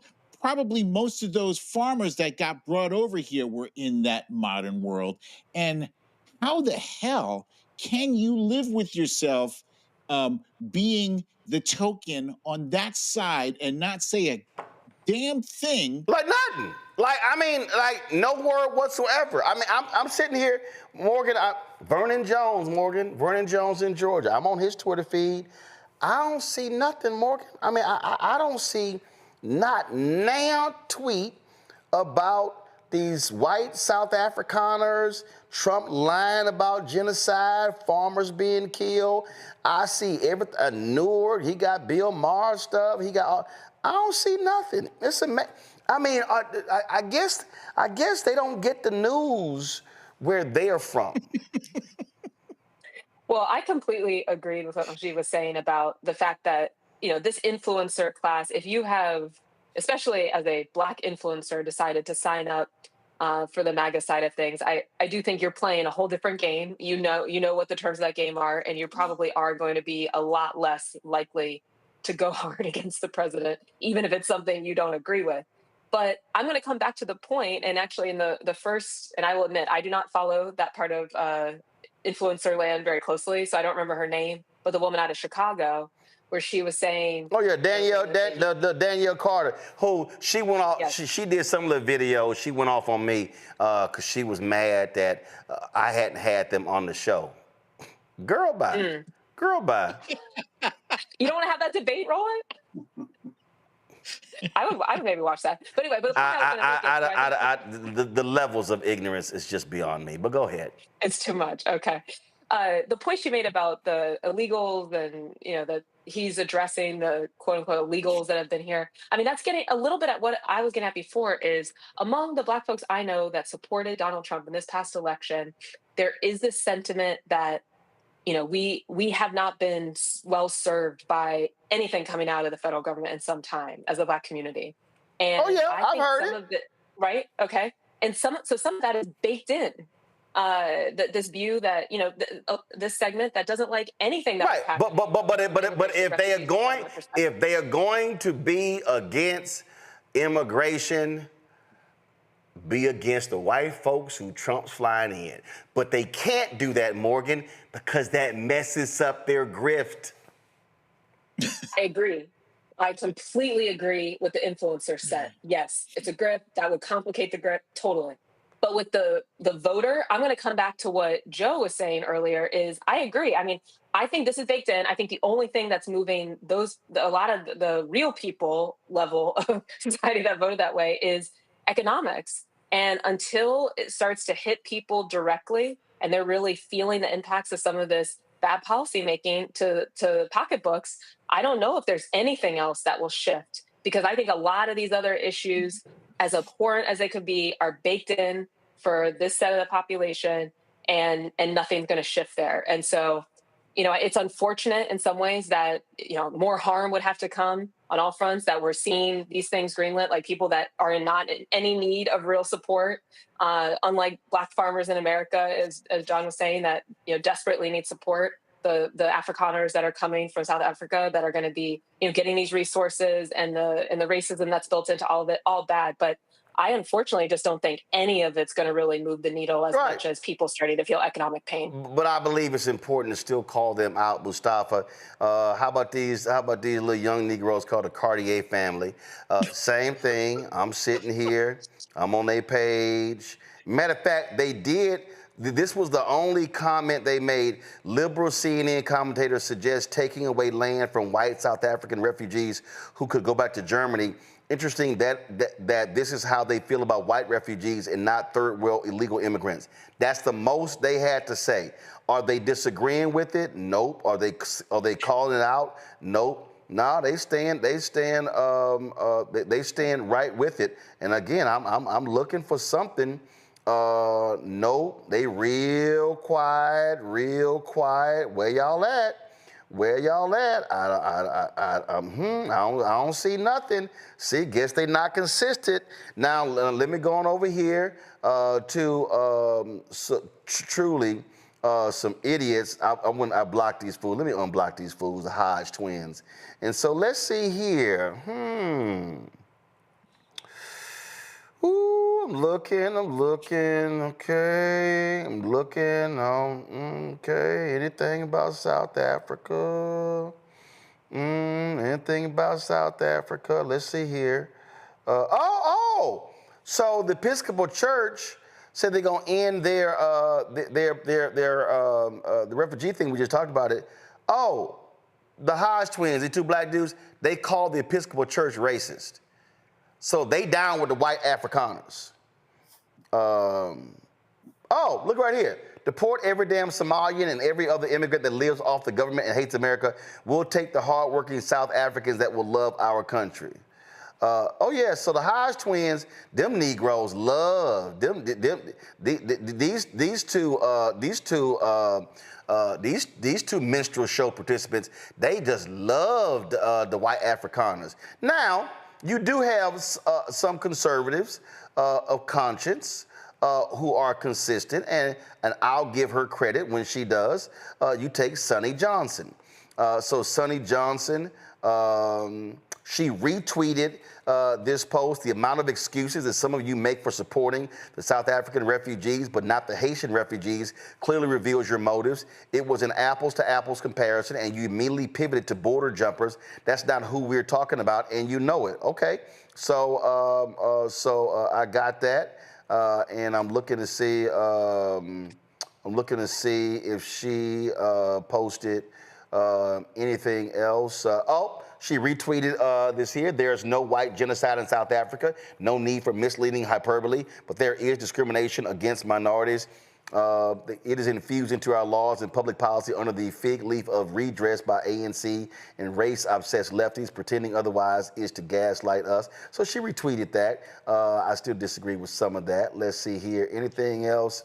So I go ahead and leave it at that. So you do have some who have some decent morals, values, integrity, and call those things out. But the reality is this here. What we're looking here, Mustafa, are individuals. A lot of these people, it's the grift. They know they can't say anything because they white daddy, Trump, is going to mess with their money. Well, I think James Baldwin said it best when he said, I can't believe what you say because I see what you do. I mean, it is our sense of action that say who we truly are, what our values are. And do we love Black people? And do we love other folks also who are in vulnerable situations? You know, I don't know those brothers and sisters because I'm busy on the ground doing the work. But it is important to make sure that individuals who might come across what they say understand who they are and what they represent. Because we live in this digital world where lots of folks don't read anymore. They get a quick clip and then they just go with that. So you got to put a spotlight. Wherever injustice might be, you put a spotlight on. Yep. Folks, we've been covering, of course, the story of what happened at the ICE detention center in New Jersey. Now you got some Republicans who want to strip Democrats of their committees as a result. House Democratic leader Hakeem Jeffries is like, y'all might want to slow y'all roll, talking about y'all going to arrest these Democratic House members. He addressed that today. I think that the so-called Homeland Security spokesperson is a joke. It's a joke. They know better than to go down that road, and it's been made loudly and abundantly clear to the Trump administration. We're not going to be intimidated by their tactics to try to force principled opposition from not standing up to their extremism. It hasn't happened during the entirety of this failed term. It didn't happen when Donald Trump temporarily was sitting high in the immediate aftermath of the election. Do you think it's going to happen now when he's the most unpopular president in American history after his first 100 days? Give me a break. No one's intimidated by this dude. No one. And so there are clear lines that they just dare not cross. So, look, don't be surprised if if Republicans try to make this move. We already see what's going on. So the real question, Morgan, is how should Democrats fight back? Yeah, I like the strategy of pushing the envelope on the opposition and push it legally. I mean, force them to continue to have to defend how laws are being broken. I mean, we're seeing this, you know, to the clip from Congress people. We've been seeing it from sitting commissioners of independent agencies. There's, you know, active case right now. I've mentioned before the federal trade commissioner, Democratic federal trade commissioners that were attempted to be fired. They're suing. We're seeing it with kids in college that are also pushing back and suing from their illegal detention. And so we need to continue to have on all fronts that we the people that recognize some laws and Constitution out here in the United States of America need to be encouraging folks to stand up and fight back like that, which can be intimidating, but there's power in numbers.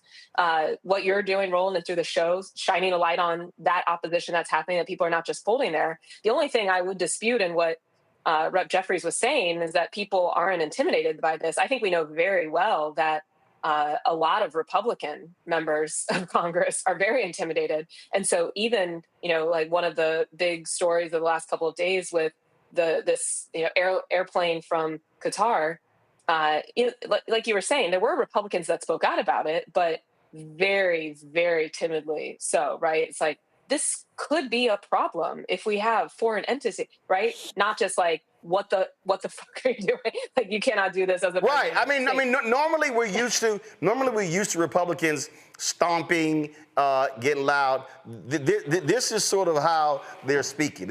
I'm gonna illustrate y'all. Give me this wide camera. This is how they're. So normally they're loud. This is them right now.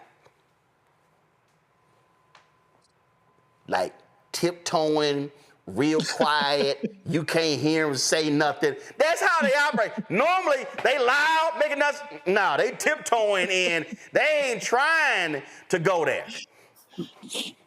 Absolutely, because they're terrified. They're terrified of losing. They're terrified because they know right now the political calculation is if Donald Trump is not on your side, you are going to lose as a Republican in a primary. And I think the challenge for the people of this country who, again, believe in the Constitution, believe in the rule of law, whether you're an elected office or not, you're just a person, is to change that political calculation. And the way that I do think that this is an effective way to start to make that change is by having, these sorts of the arrests that are happening, the pushback on the arrests, the lawsuits covered, exposed, people talking about it. And it starts to really infiltrate in a broader set of the public that then is going to be like, you know what? I don't know if I really like my Republican congressman that seemed to be okay with a child being abducted from the street. Right. That's not the America I want, right? Even if I'm a Republican. So, is that a huge number of people?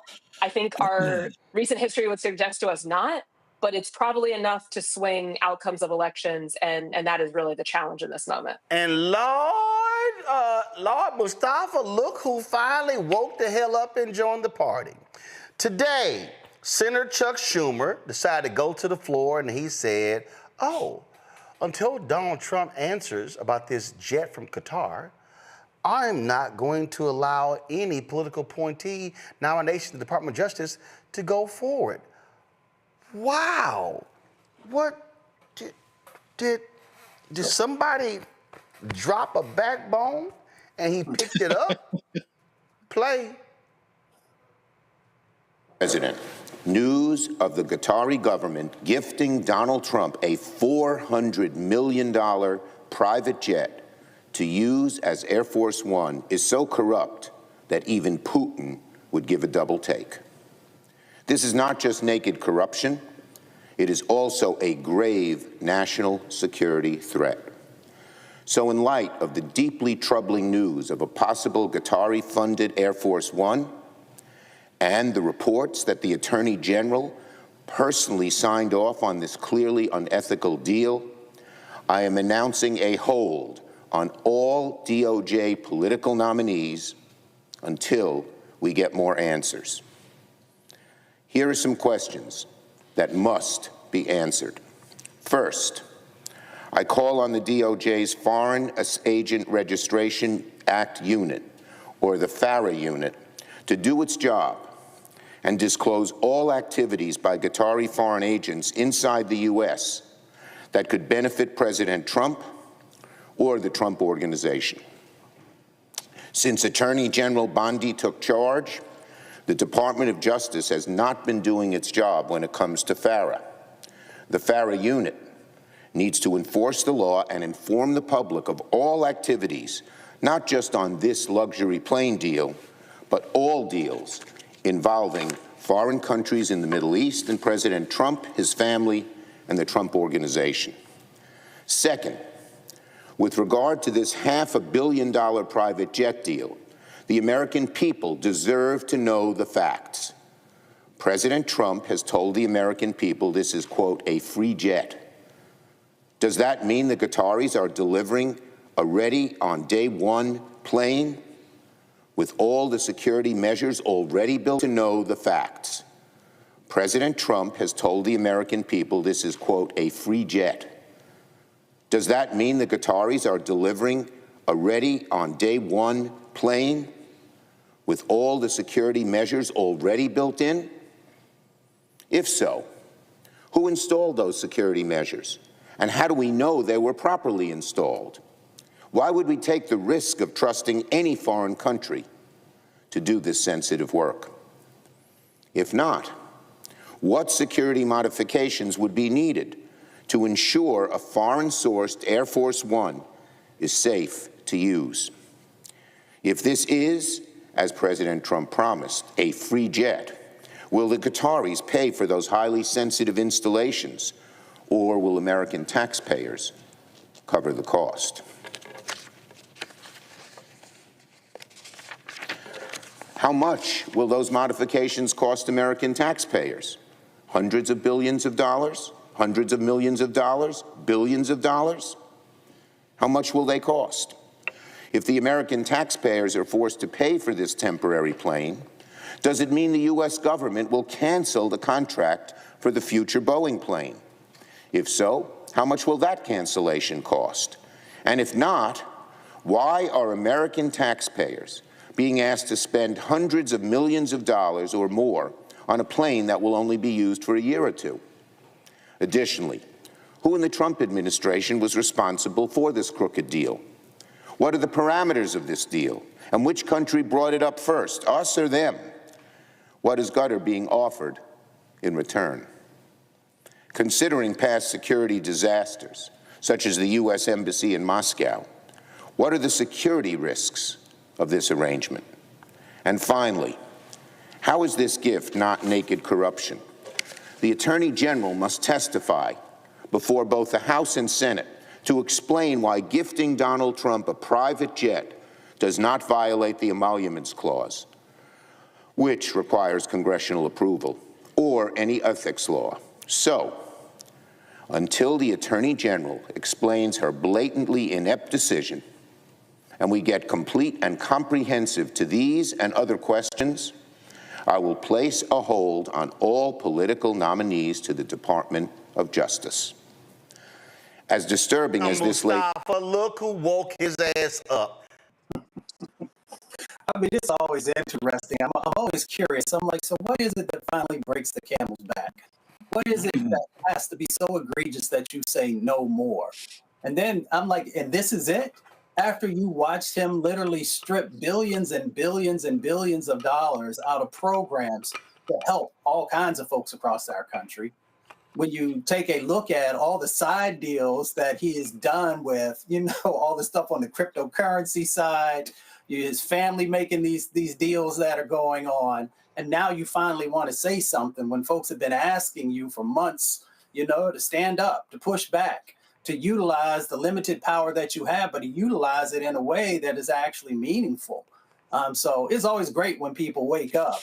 I'm just always amazed that it takes certain folks, and often it is politicians, you know, so long to wake up. And they wake up after the real damage is done. I'm not saying that this is not important. I know ethics. I lived through it when I was in federal service. But I'm like, you saw all these people across the country who now can't find a place to live, who don't have anything to eat, all the basic amenities that you allowed to be stripped away. And this is the one that woke you up. I'm glad you're awake. I'm glad you're awake. But it would have been nice if you'd have opened your eyes a little sooner. See, this is the thing for me, Morgan, that drives me crazy. Like, here's a perfect example tied to the Schumer deal. So you got Sean Duffy running his ass around as Secretary of Department of Transportation, talking about when they should have been fixing the problems with the airports and the FAA. And he gave this speech right here. That boy don't do math real well. Listen to this. And again, we didn't have to be here. This did not have to be our story. Over the last 4 years, the last administration, they knew this was a problem. And by the way, during COVID, when people weren't flying, that was a perfect time to fix these problems. But again, they got $1.2 trillion for infrastructure. And again, we didn't have to be here. Okay, y'all might have missed that, so let me just play that 20-second clip one more time, because this boy did not do well in math. Listen. And again, we didn't have to be here. This did not have to be our story. Over the last 4 years, the last administration, they knew this was a problem. And by the way, during COVID, when people weren't flying, that was a perfect time to fix these problems. But again, they got $1.2 trillion for. That was 2020. That was Trump was president. Yeah. That's a little hard for Biden and Harris to fix the problem in 2020, Morgan, when Trump was in the Oval Office in 2020. Absolutely. I mean, this is the danger of somebody like a Sean Duffy is, he's a TV guy. He was on MTV. He's on Fox News. You just you look away for a second and he said 5 more things and then you don't even know which way is up. So again, so important that we have these conversations to break down what is happening and just the ridiculousness of it all. And I'll add, I mean, not specifically in that clip, but just generally this idea that, okay, so yeah, one, Biden Harris was not in charge in 2020 when everything had shut down. But two, another claim he's been making with this air traffic control situation is that, that they did nothing to support the air traffic control system. It's just false. I mean, I have a colleague at American Economic Literacy Project, Bill McGee, who's an aviation expert, put out a tweet thread today citing one of the press releases that from the Department of Transportation during Biden-Harris administration talking about hiring over 1,400 people to support the air traffic control system. So, it's interesting because another point that Secretary Duffy has been making is, this isn't easy. This is going to take us some time. But then in the same breath, he's attacking people who were actually doing something to address the issue, but doesn't want to admit to that, of course, because, politics. Yeah, I mean, Majid, the thing for me about the Schumer piece, dude, this is where you go scorched earth. You're limited power. This is what you say. Say, dog, ain't nobody getting through. Ain't nobody getting through. I'm going to do and then if they complain, I'm going to say, what was that scene from Eddie Murphy? La, la, la, la, la, la, la, la, la, la, la, la. I'm going to say, this is me right here. I'm sorry. Didn't y'all pull that bullshit when Biden was there? Then I would say, didn't y'all block more than 100 federal judges, preventing Obama from naming them? Nah, player. I ain't letting nobody through. I'm shutting everything down. This whole thing about unanimous consent, nah. I'm gonna make y'all vote on everything, go through I'm about to make y'all life hell. Do the same thing that Rand Paul did, the same thing Tommy Tuberville did. That's what you do. Yeah. I was going to say, you don't even have to go all the way back to Obama. Tommy Tuberville just did that, was it last year, the year before that? I will say this about Chuck Schumer. I was mad as hell when he wrote that strongly worded letter. I was like, dude, are you kidding me, bro? So yeah, at least he stepped up his game a little bit, and he's blocking the DOJ in order for them to get some answers on that plane.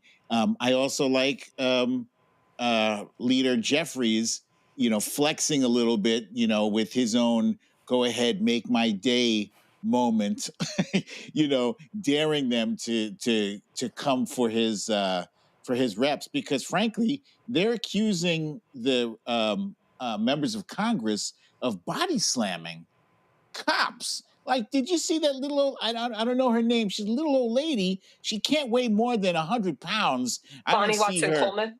Yes. I don't see her body slamming somebody. And you know what? If she did, produce the body cam or produce the video, because nowadays everybody's got a video in their phone. If they've got a phone, they got a video camera. So yeah, if it happened, produce the video or it didn't happen. But what I'd like to see out of Congress right now is stuff actually more in line with what Chuck Schumer is doing with this procedural thing, because you're right, they don't have the Democrats don't have a majority, so they don't have that much power to do much. But now is the time to get creative, get archaic. Welcome. Go back in the files. No, go ahead. Go back in the files of how you how the minority has obstructed progress in the past. Go back to the 1700s, the 1800s, and figure that stuff out now. Now is the time. I just came across this. We were just the State Department put out a little video of the white Afrikaners coming here, and boy, just y'all watch this here. Listen to the music. I mean, my goodness, it's gonna be a Netflix docuseries real soon.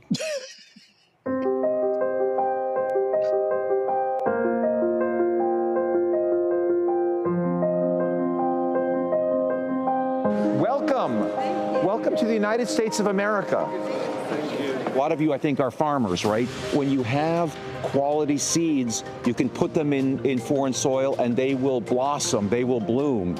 And we are excited to welcome you here to our country where we think you will bloom, and we will hopefully allow you to have fulfilling lives for your children, and then we will benefit alongside you.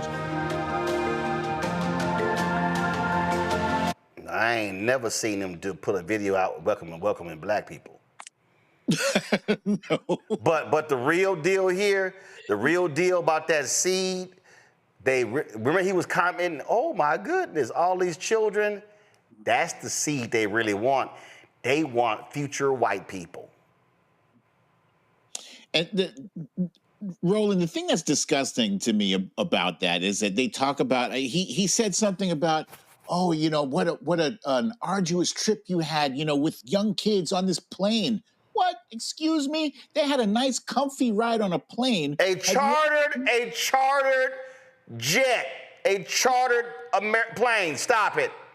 Have you ever seen people come here from South America? They have to endure really dangerous conditions. They're crossing a body of water with their young kids. Sometimes they have to send their kids by themselves, and they are fleeing. They are literally fleeing for their lives.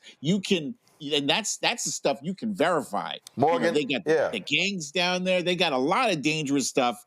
There's the only difference is the color of skin. Yep. That's it. In fact, I'm scrolling through Morgan, and I can't find a video like that of black people.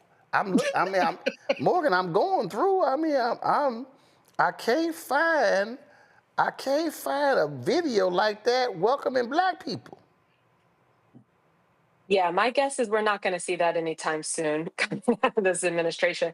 And again, just to underscore, and I appreciate, that Majid was mentioning the South American Haitian immigrant. I was listening to that and thinking of a friend of mine that his family did actually survive a real genocide in Rwanda, was able to settle in Georgia and make a life for themselves. And he went on to go to Stanford. It's there are real situations that require our support. And so, I do think, though, the challenge for us here is we have a lot to criticize on what's going on right now, but I also want to make sure we're starting to think about what is our vision for what we want. And we have some work to do to kind of reestablish an important value for the U.S. is both making sure people that live here have resources that they need to be okay, like the black farmers, like we've discussed today, but a whole lot of other folks, but also that it is a value of this country to look out for people that are in true distress in other places and to make a home for them here, and that they can be protected. Is that a value for the next 250 years of this country? I don't know. That's up for grabs right now, but that's something that we need to kind of run down for ourselves as quickly as we can as we prepare for whatever the next phase is going to be. Wow, Mustafa. So I went deep. Come on, go to my iPad, Henry. I went deep. It took me 5 days to find a photo of a black person This is a photo from the U.S. Embassy in Prague. American troops enter Czechoslovakia. This is celebrating what happened on April 18th. So here we go. That's the only black person I done found on the State Department website. So yeah, that's about it.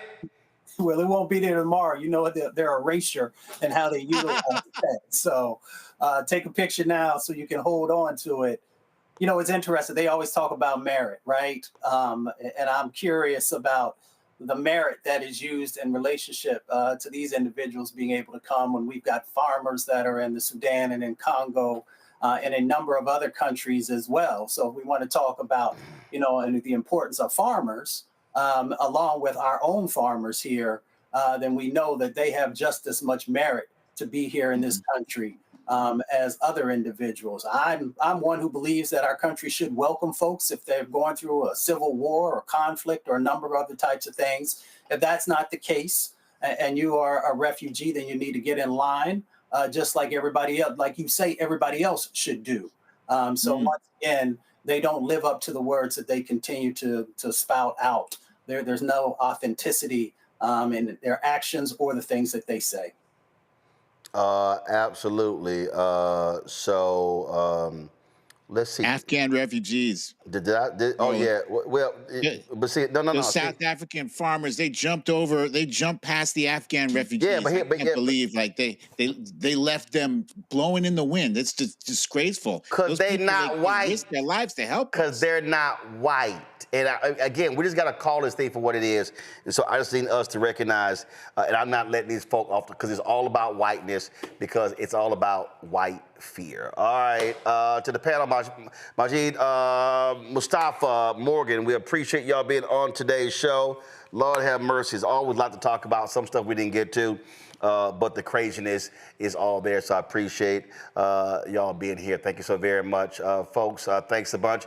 Tomorrow, we're going to show you, there's been a lot of drama happening at Florida A&M. There was a rally. There's a rally taking place, I think it's tomorrow. Will Packer, was it today or was it tomorrow? We're going to have that for you. Also, tune in tomorrow to the Black Star Network at 10 a.m. Eastern. We will have live coverage of the funeral of former Labor Secretary Alexis Herman, who passed away at the age of 76. And so that's going to take place tomorrow at the National Cathedral. So we'll have that live. She was a brilliant woman and loved her dearly. And so we certainly condolences go out to her family and friends. And so we'll have that as well. So lots we're going to be breaking down, y'all. And again, this is why you need to support Black Star Network, Black-owned media, because I'm telling you right now, ain't nobody else having these conversations. Other Black-owned media, they talking about hair and beauty and other little silly shit. I mean, but I'm sorry, we want to focus on news and information that keeps you informed. So support our work. Join us. Here's our Cash App. Again, we ask $50 each a year from folks. If you can't give that, totally understand. If you can give less, I get it. And I appreciate every single dollar. If you can give more, that'll be great as well. And so go to our Cash App, and that's the QR code, the striped QR code right there. Also, you can send your check and money order, make it out to Roland Martin Unfiltered. Send it to P.O. Box 57196, Washington, D.C., 20037-0196. PayPal, R. Martin Unfiltered. Venmo's RM Unfiltered. Zelle, Roland at RolandSMartin.com. Roland at RolandMartinUnfiltered.com. And of course, download the Black Star Network app, Apple phone, Android phone, Apple TV, Android TV, Roku, Amazon Fire TV, Xbox One, Samsung Smart TV.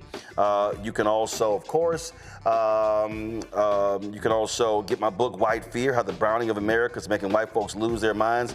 Available at bookstores nationwide. And of course, get the one I read on Audible. You can get that as well. And let's see here. Don't forget to get our gear. Get our Roland Martin Unfiltered Black Star Network gear. You can get all of that. as well. Go to RolandMartin.creator-spring.com. Be sure to get Fan Base. You can get the download the app, but you can also invest. Go to startengine.com/fanbase.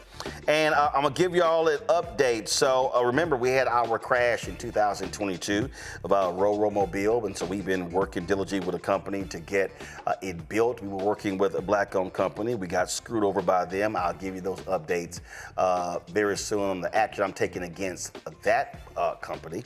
But I want to give y'all a sneak peek. And so they are building out our new vehicle, and so they sent us some photos. It's going to be a Ford F-550, a much larger vehicle, allowing us to carry all of our gear in it as well. And so these are the images they sent me of it being constructed, and we actually get it next week. So they send you all these updates, and you see all the electrical wiring and all this sort of stuff like that. And then now we're going to get to the insides of the vehicle. That's the driver's section right there. And then you see there's probably going to be, that's the bathroom being built. And so then we keep going, and listen, y'all were really supportive of us. We appreciate that. This is going to allow us, when we travel to broadcast, we'll be able to do how we're going to have this constructed. We can actually even do interviews in the vehicle. You see them putting the flooring down as well. These are some of the new photos. You see the LED lighting, and let's see here. That's the outside of the vehicle.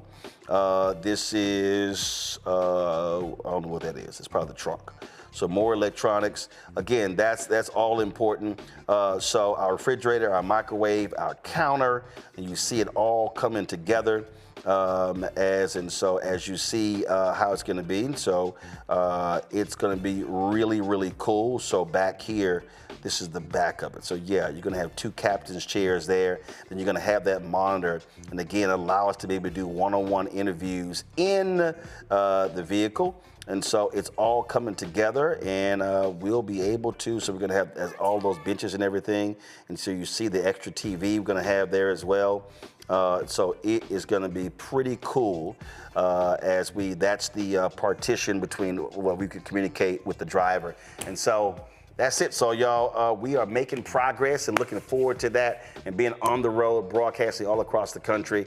There's some crucial races happening in New Jersey, happening in Virginia. We're going to be covering those races. And so you're going to see us on the road. So look forward to that. And so your donations made that possible. And I told y'all, I'm very upfront how I operate. That vehicle is larger than the Sprinter that we had, so that was $275,000 to actually custom build this Ford F-550, which will allow us to be able to travel, carry our gear, carry our team, and be able to broadcast for events all across the country. And so, again, support our work. Cash App, use a Stripe QR code. Please go there. And then, of course, you can make checks payable to Roland Martin Unfiltered Checks and Money Orders, P.O. Box 57196, Washington, D.C., 20037-0196. PayPal, R. Martin Unfiltered, Venmo, RM Unfiltered, Zelle, Roland at RolandSMartin.com, Roland at RolandMartinUnfiltered.com. Y'all funny. Y'all in the chat saying, do you need a driver? I already have a driver. We're good. And so we appreciate that. Folks, that's it. I'll see y'all tomorrow. Holla! Black Star Network is here. Oh, no punch! I'm real revolutionary right now. Thank you for being the voice of Black America. All the momentum we have now, we have to keep this going. The video looks phenomenal. See, there's a difference between Black Star Network and black-owned media and something like CNN. You can't be black-owned media and be scared. It's time to be smart. Bring your eyeballs home. You dig?